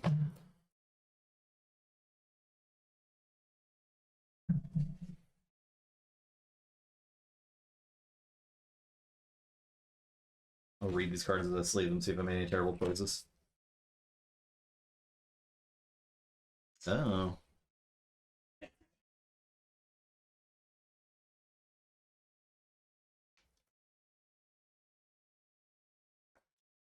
I didn't really think about pitch values at all and like cost of cards, so I'm not like optimized for that at all. I just kind of threw stuff together. I'm just kind of hoping it works out.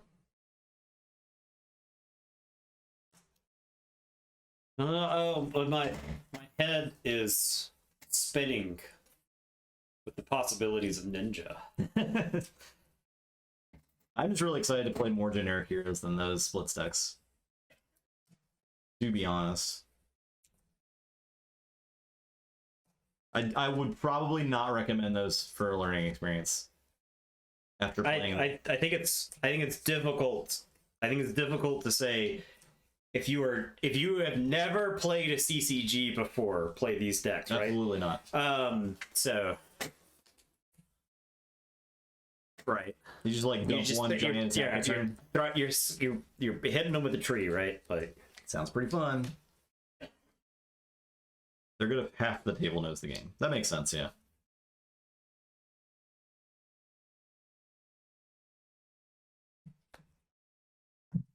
That's swing for 6. Your turn. Do you block? Yes. Okay.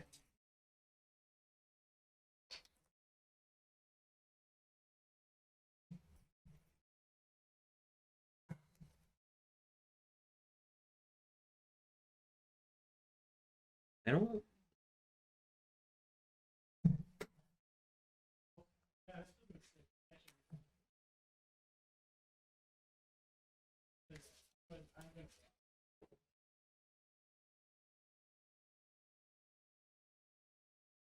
How after you if you end up with cracked baubles in your deck? That's my question. That's like if you're under 30, you can fill with infinite cracked baubles. Yeah. Probably. You're probably not well off. Unless your core was just so good. My Brute deck might have actually been better than my Warrior deck, but we'll see. If you definitely know what you're doing. Okay, I can see that. Like if you got some really, really busted cards, but you can't quite get to 30 with like one of the characters that you know is going to be really good, you just say, all right, I'll take the cracked baubles, let's go.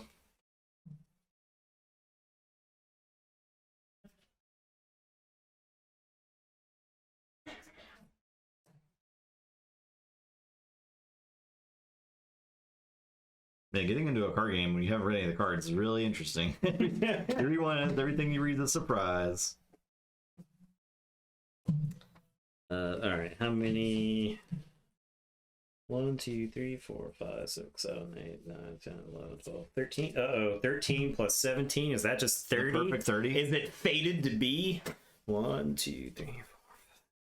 Are you that powerful? This man is getting his head kicked off. Straight up. Oh, it's straight 30. It's straight 30. That's how we do it. Like the power, the power of Magic Seal deck is flowing back into me. All right. No, he's not. I don't know. This one is getting his chest caved in. Wow. Never didn't have it.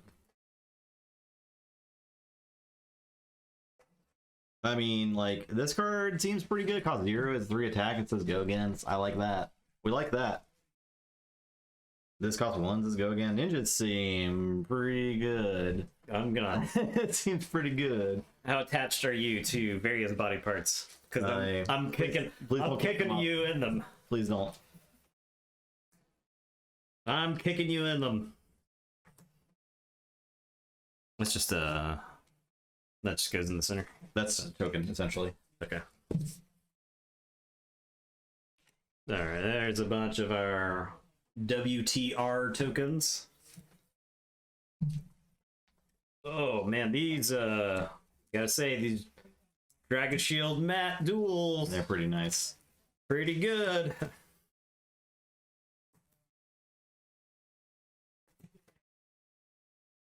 All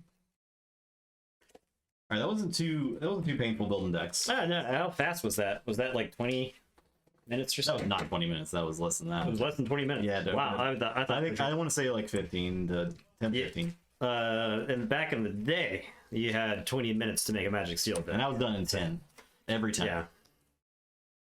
Just like when you're picking a Keyforge deck and you get 15 minutes. Pick it, you know, you're done, you sit there and wait. Excited for you guys to learning the best card game out there right now. I'm actually really excited too. We're having a lot of fun with it. We've been getting pretty pumped this week. Yeah. Ready for the stream, so.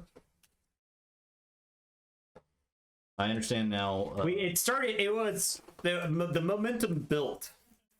Because basically, that like I went to Justin one day and I was like, "Hey Justin, should we be playing Flesh and Blood?" And he was like, "Kind of thinking maybe we should be." And so we sat down and we started looking at we started doing our homework for it. And the first day was met with like a bunch of like question marks. We were like, what does this mean? What's going on here? There's some cool stuff going on. I kind of like some of the stuff I'm seeing, and then the momentum just kept building. So yeah, I think we're definitely pleased. So the new bow. Check out the new bow. Can someone link that bow? Even though I probably won't understand it, but I want to see it. Link that bow.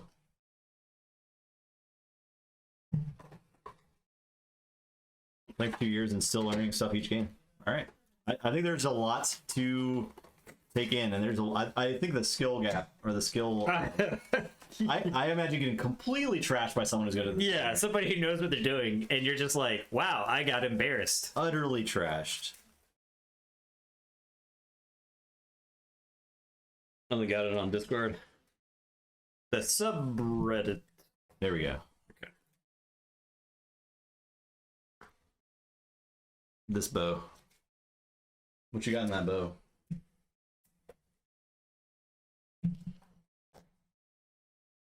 Is it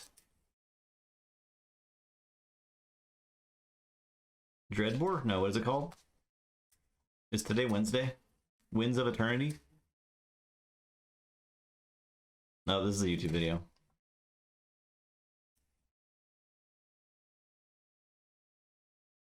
Picture? Dreadbore. Okay. Once per action, you may put an arrow card from your hand face up in your arsenal, empty arsenal. If you do, it gains +1 attack until end of turn, go again. Oh. Areas you control have defense reaction can't be played from hand. This chain link. Oh wow, that's insane, right? Huh. This is actually insane. Seems pretty sweet.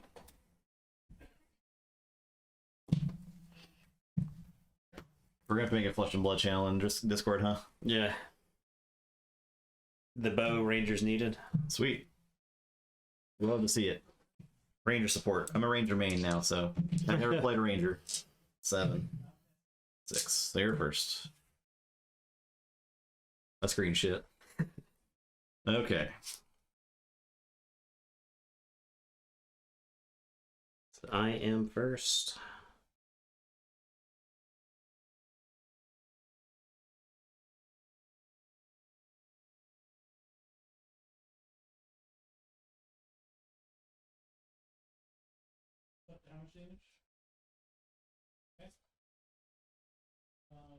All right, I am just going to kick things off by pitching Rising Knee Thrust to throw a Nimble Strike at you. I have 2 resources left. The 3-for? Yeah, so 3 attack. I don't have a card called Nimblism there, so. Does not have go again? Does not have go again, yeah. Okay, I'll block for 3. Okay, so that is the turn. I'm gonna throw this card into the arsenal, and then I'll draw. This goes on the bottom, and I'll draw 3. Okay, I draw. That's right. All right, I will play Sharpen Steel. Your next weapon attack, it's +1 attack. I will play.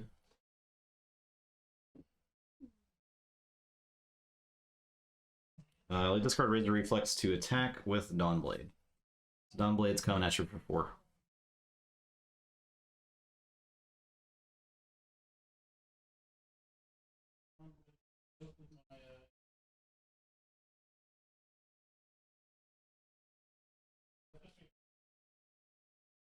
Maybe 4. If it hits, you get to put a +1/+1 counter. If it's the second time it has hit this turn, put a +1 counter on it. Okay. And Doranthea lets me, when a weapon you control hits, you may attack an additional time with that weapon this turn. You still have an action point, so. Okay. So I'm gonna defend for 2, but I'm gonna play a defense reaction. Unless you. All right, so I have the first attack reaction, basically.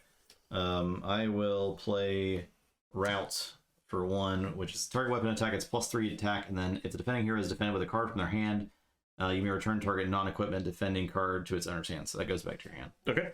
Because it goes to 7. Now you can play a defense reaction. Okay, I'll play Flick Flack. If the next card you defend The with... route costs 2. I have to pitch 1 more card. Okay. If the next card I defend with this turn is a combo, it gains +2 defense. So I'll play this, so it's got 2 on it. So I take 5. Okay. Sounds good. I'm done.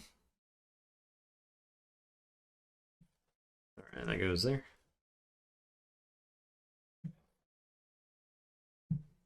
Chip away with your swords.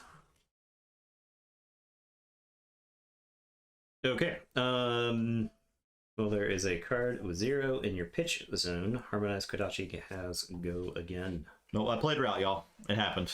That's it. It's gone now. I can see how having a pile of those would be pretty good. I am going to pitch Whelming Gust Wave to play the Harmonized Kodachi. While there is a card with cost 0 in your pitch zone, Harmonized Kodachi has go again. So, I need to remember to duck my pitch cards. Yeah. Okay, I'll take 1. All right.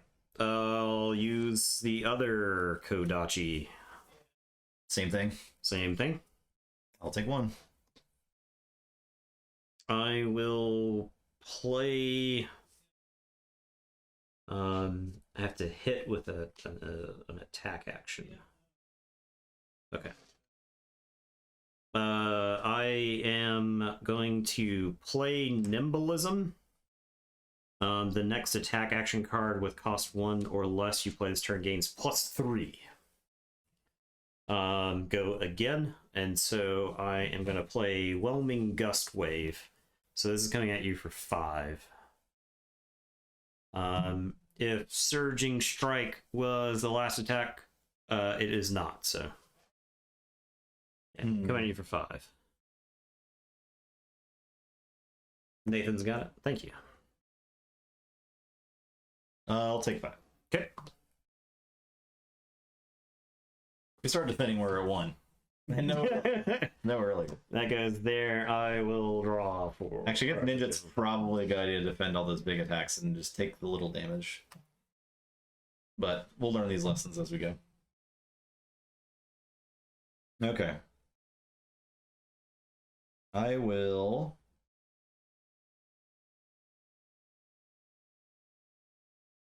Oh, wait, I'm a genius. I'll play Scarper Scar. When you play Scarper Scar, if you have less health than an opponent, it gains go again. Okay. I'm a genius. I'll attack for 3.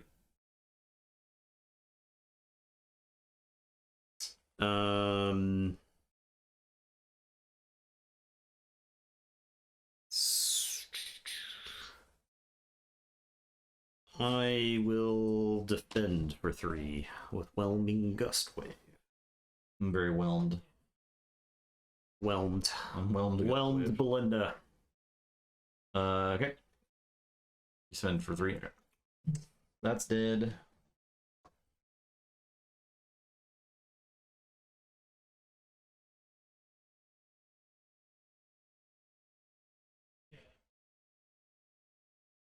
So if I use the cross strap to make the next attack action card I play cost 2 less, and then destroy Goliath Gauntlet to make the next attack action card with cost 2 or greater you play this turn get +2. If I reduced its cost by 2, Does it still cost 2 It just costs 2 less to play. to play? Yeah. Okay, but it's still So I don't think it's modifying the printed cost. So yeah, it does work. Is that yes it works, or yes it does not yes. work? Okay.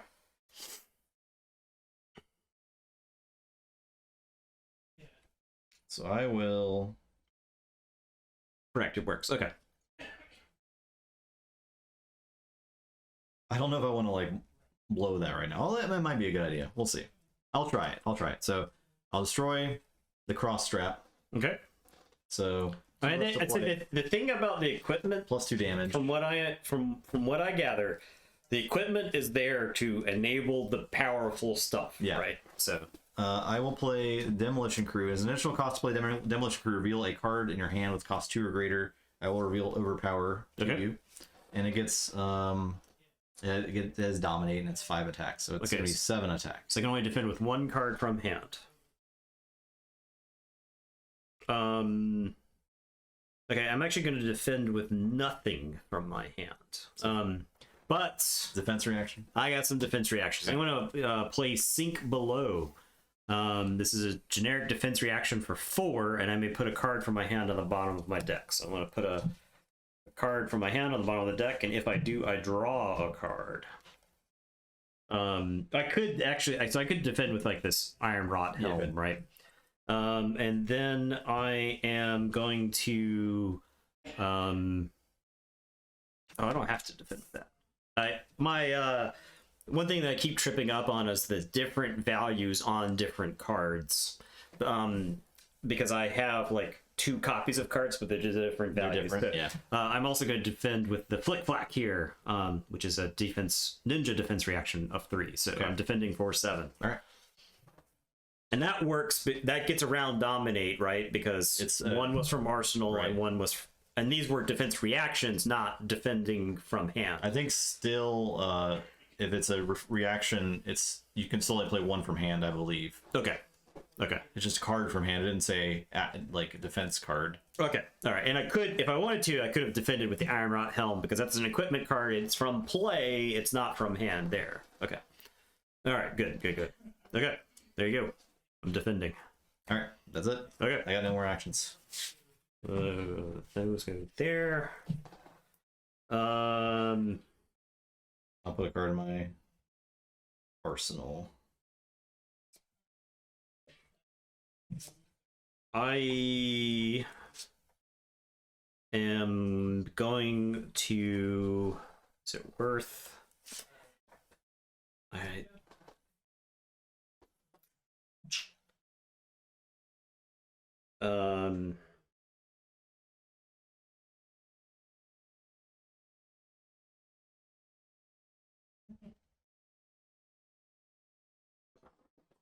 Okay. I'm gonna pitch Scour the Battlefield for 2 so that I can attack you with a Kodachi. I'll take 1. And then I'll attack you with my other Kodachi. Take 1. And that'll be my turn. I'll shove something down in the arsenal. These will come back, and then I will draw 4.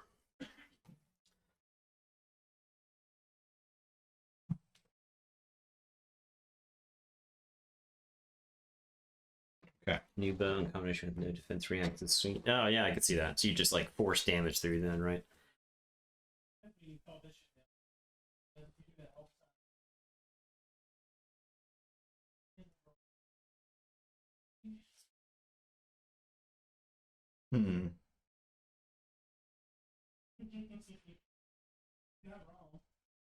I will pitch Sharpened Steel to play Driving Blade. Your next weapon attack this turn gains +2 to hit and go again. Plus Okay. 2 damage and go again. Okay. And then I will pitch Scour the Battlescape to attack with Dawn Blade for 5. I like the warrior just kind of like hitting with the sword all the time.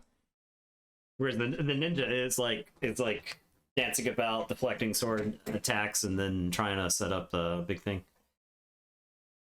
Run high resources. I would like to try to like build a Dorothea deck and see, because that sounds cool. High resource. I don't think I built this deck correctly. I'll tell you that right now. All right, so attacking for 5. I am going to defend with leg tap. Oh, this is on the bottom. I'm gonna defend with leg tap for 2 and blackout kick for 3. So 5 total. Mm-hmm. All right. Anything else for the turn? Yeah, I have to go again. So I'm gonna attack again with Dawnblade after you use the Doranthia. Oh, it has to hit. It has to hit. Okay, has to hit. that. Okay.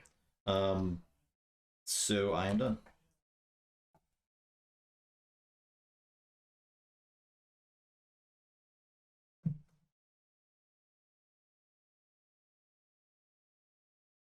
Okay, I am gonna pitch open the center to attack you with my Kodachi.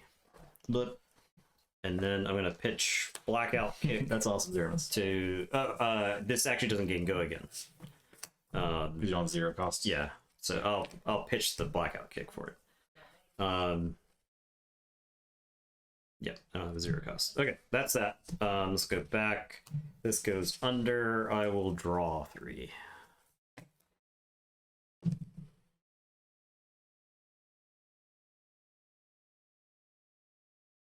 Okay. I will pitch the. Oh, I gotta put a stud down. Tuck the pitch cards. I will pitch Tome of Findall to play Warrior's Valor. I get 1 extra resource here. Your next weapon attack is +3 to hit, or +3 damage, and if it hits, attack go again. So I'm gonna attack with Dawnblade for 6. If this attack hits, Go again. it gains go again. My fixing to get my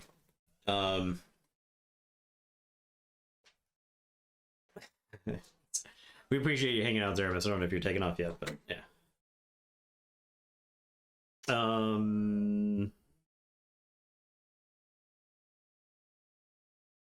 Am I so it's coming at me for 6? And it has to hit twice for you to get the +1. Yeah, the second time gets +1. I'm at 15. I get her like 3.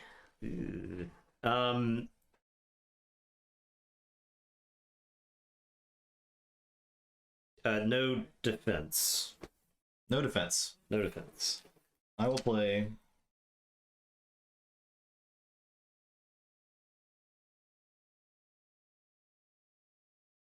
I guess I could put my iron rod stuff away.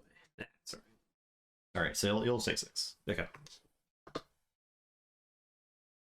Swing between being on the back foot and going full throttle. Yeah, I really like the gameplay loop of this, right? And how it like alternates drastically. So yeah. I'm gonna pitch Stroke of Foresight to attack again with Dawnblade. Okay. You get 1. Oh, I'm sorry. I'm gonna pitch Stroke of Foresight to play Nature's Path Pilgrimage. Next weapon attack it's +3, and if this hits, you have no cards in your arsenal. Reveal the top card, but I have cards in arsenal. Okay. But it does give a +3 to hit, and then I'll pay this last one to attack with Dawnblade the second. Okay. For 6. All right. So if that hits, I am taking it.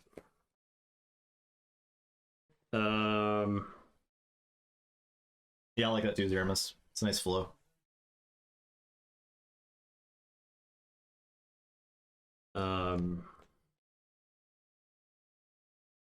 Just go to 3. Let's be at 3. 3's not dead. Hang on at 3.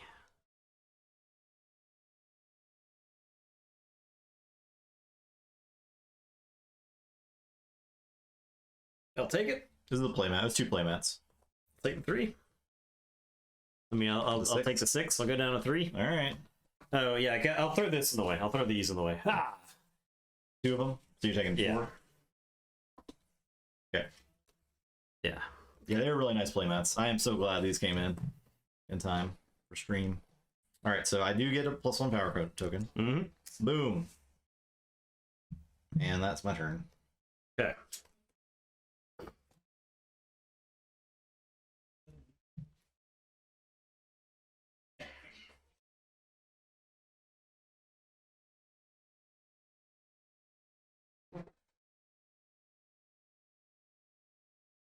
Reminds you of L5R.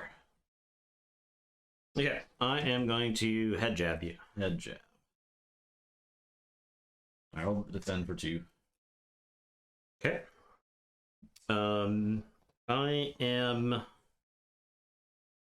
going to pop both of these equipments.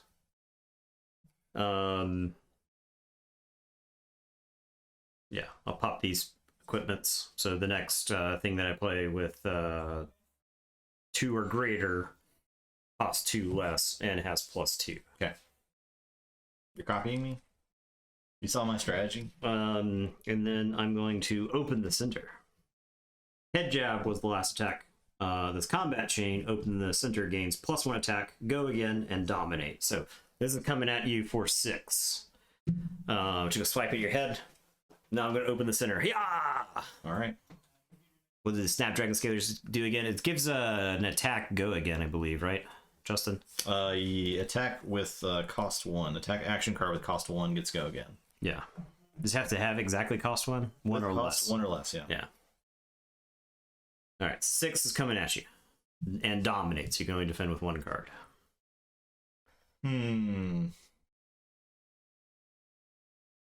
If I do this and that, and then that, and I do that, then that's good. All right, I will take 6. Ow! All right, and this has go again. All right, I am going to play leg tap, pitching razor reflex. 3 coming at you, go again. No, I gotta.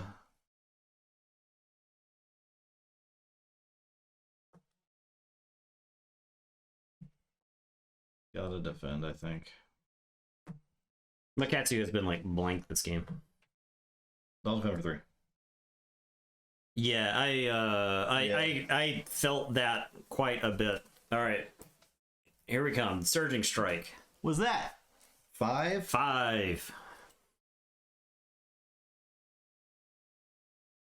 Oh, this was +2. This was 6 plus the 2 from the thing, so that was 8. If TTR could one night prove that they knew how to play the game. All right, so I'll take 2 more, I guess. Okay. But I'll fully defend that one. Okay. Okay. That's that. I did some ninja shit that turn. That's my cards. Yep. Did some ninja shit that turn. Okay, let's go back there. I'll draw 4. All right, I guess I'm done. I lose this power counter because this didn't hit this turn. So. Your turn. You always forget to use it. Well, the last couple turns where I could have used it, I didn't have like the ability to actually use it.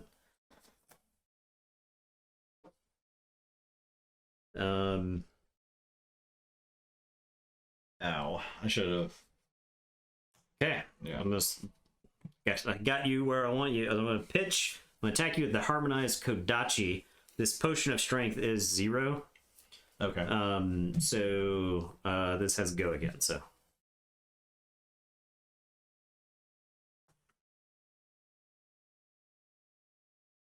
I have like more of like the later chain combo pieces than I have the earlier chain ones. So I kept putting the later chain pieces down here just so I could like try to draw the later ones. And then I think I ended up using like all the early ones on that turn. So okay, so that's coming at you? Yeah, all right. This is coming at you for 1. I will take the 1.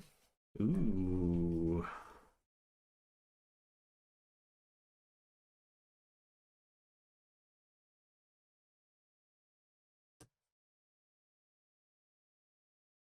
Okay, I'm gonna swing the Whelming Gust Wave at you. It's coming at you for 3. Doesn't do anything because of the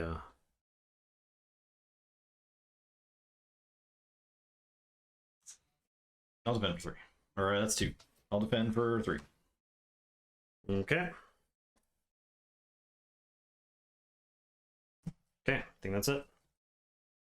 That goes there, these go there, this goes here. This goes there, these go here. Alright.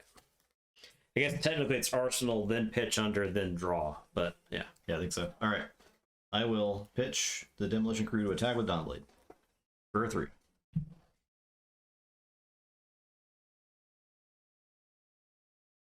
Okay, I am going to defend with Flock of the Featherwalkers. Does that make sense? Mayhap. That's your final answer.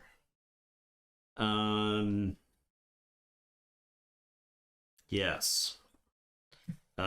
Reactions. I have an attack reaction, so I'm first, right? So Okay. I will play Pitch Biting Blades, play Overpower. Target weapon attack, it's +4. God. If the defending hero is defended with a card from their hand that's chain link, the attack gets an additional +2. What? We're at 9. Okay, I'll play this Sink Below as a defensive reaction. Put a card from my hand on the bottom of the deck. They're very fun, Gruder. This is our first sealed game, which I am liking some sealed right now. And draw. It's another defensive action. Because after I've passed on this, You thing, can't after that. Yep. Yeah. Oh, you were at 1. Oh man, what a close game. You still win if you're 1 life. Yep. Your opponent's a 0. Overpowered. Oh Boom. man, if I could have strung together one other turn of combo stuff. Yeah, it was really. I couldn't. I don't think I could have like withstood a bunch of like 1 attacks. Yeah. Small attacks. I was trying to put together the. Oh man, Warrior is One more. pretty cool. I kind of like Warrior a lot. Pretty big fan. Yeah, that was sealed. Yeah. Whew. This was sealed. Sealed's dope. Get more of percent. Okay, I do have some of that on the way. Yeah. I do. So Katsu isn't great sealed since he wants a tailor deck for combo stuff. So I think I had like a bunch of combo things, right? Like I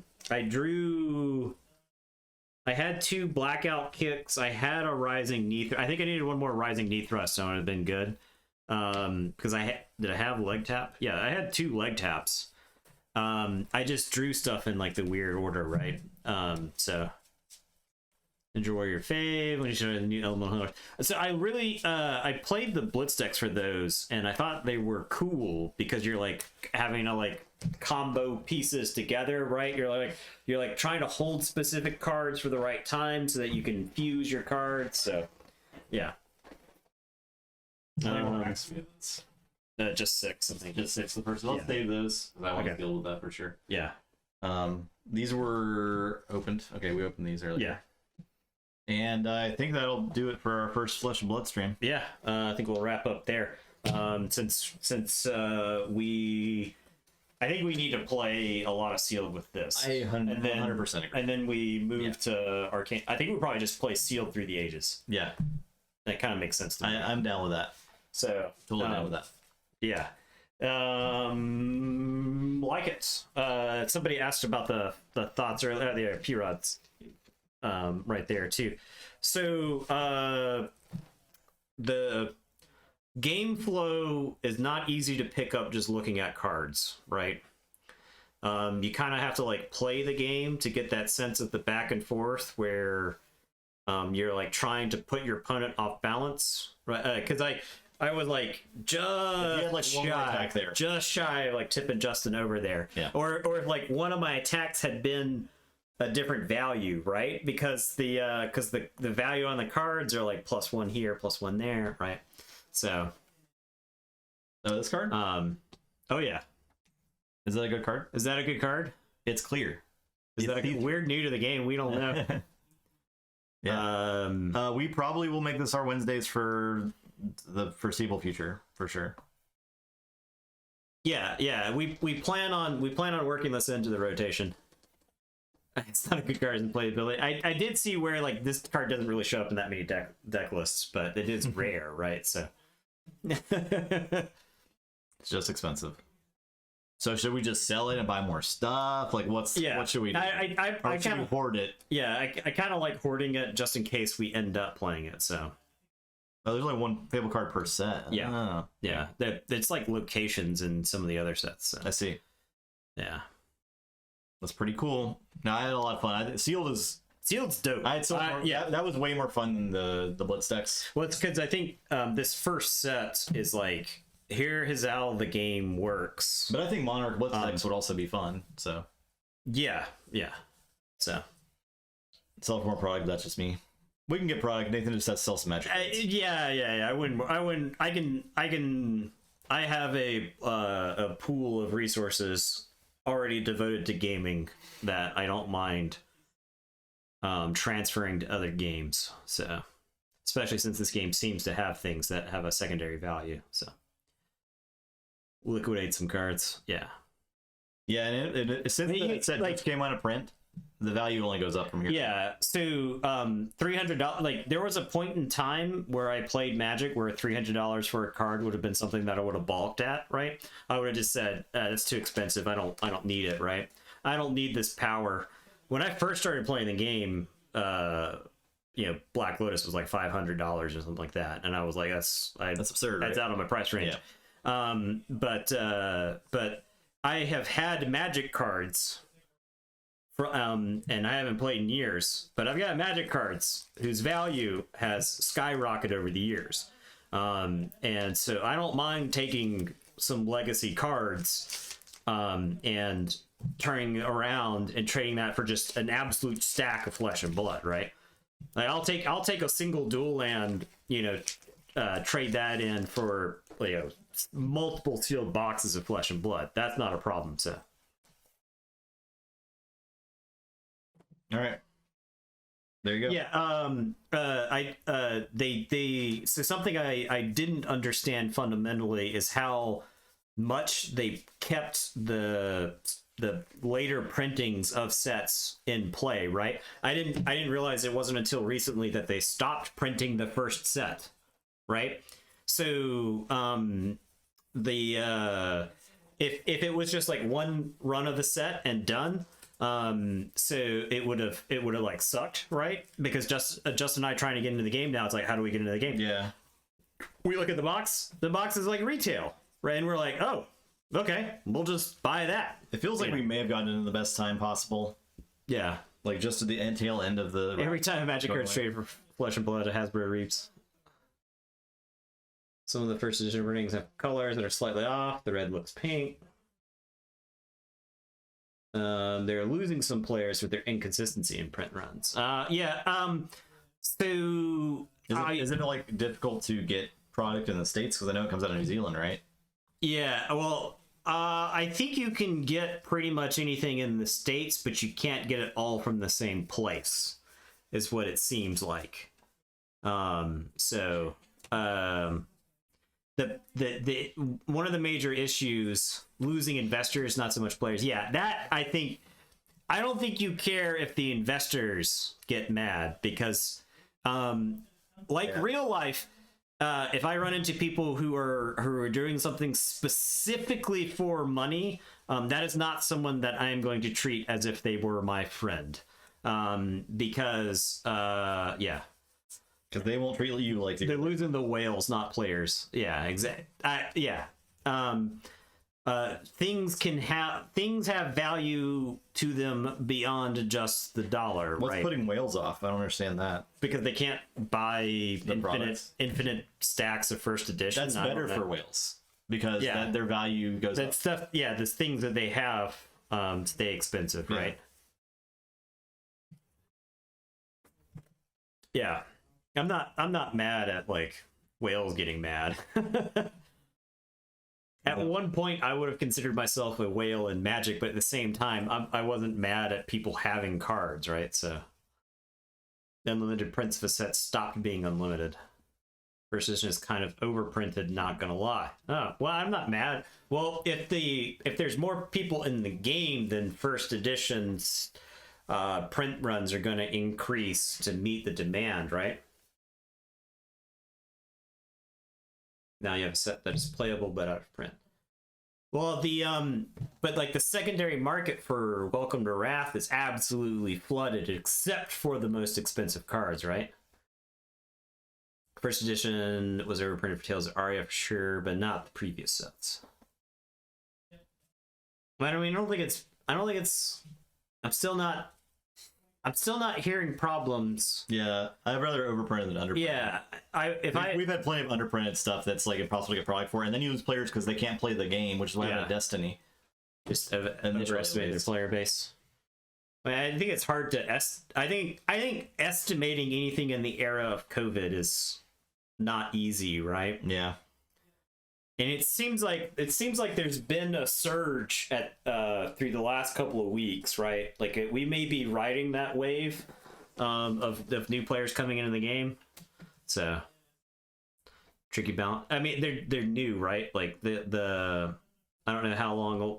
This is their first game, right? Like when I was researching LSS, I didn't see that they had I don't know what kind of experience they have. So played TTS with P-Rod. Played more if you had the time. Yeah, this game's. I mean, if we treat it a lot like Keyforge, where we're playing it on stream and that basically essentially becomes our weekly practice, then I think we'll get the hang of it pretty quickly. Yeah, for sure. So I think especially with sealed, you have to adapt to what you got. And that's kind of what we do. Yeah, we enjoyed that in Keyforge, right? That's what we played, a lot of bad decks. So nice. Okay. Their first game. Yeah, so yeah, I mean, well, like I work for a software development company, but if I were to like try to publish a game, I have a general idea of what I would be doing, but there are mistakes that I would make because I had never like spearheaded a game, right? So you declare the card, then pitch to play the costs. Yeah, okay. Yeah, that much I knew. What's important for Brute, right? Especially Rhinor, because you're discarding cards from your hand, so you wanna play the card, pitch it, so that way you've got just the cards in your hand that you want to get discarded if you're discarding at random, right? So to try and make sure that you hit the right thing. Okay, we'll get there. Yeah, we'll get there for sure. Yeah. Thanks for watching tonight. Yeah, I don't think we have any plans for Gloomhaven in the next couple of days, but it could always pop up. But it can always pop up, right? So Gloomhaven digital streams are a surprise. It's Gloomhaven time. Yeah. Keep an eye on Discord. Sunday is going to be Keyforge. We're closing in on the end of that tournament, and we're planning on doing some sealed stuff after that. And then there's our Discord if you'd want to join. I know there's some new faces around here. Lots of new people tonight. The community. The reaction to this was a lot. Was way more expansive than I would have thought initially. So good to see that there is a demand for this. So yeah, there it is. Thank you, Farquad. Follow us on our stuff. We're gonna make Wednesday night Flesh and Blood nights. So. I think so. I think we're decreeing that as of right now. Yeah. Right this moment. So if you like our Flesh and Blood stuff, join Wednesday us night. Wednesday. Yeah, our typical stream time is 7:30.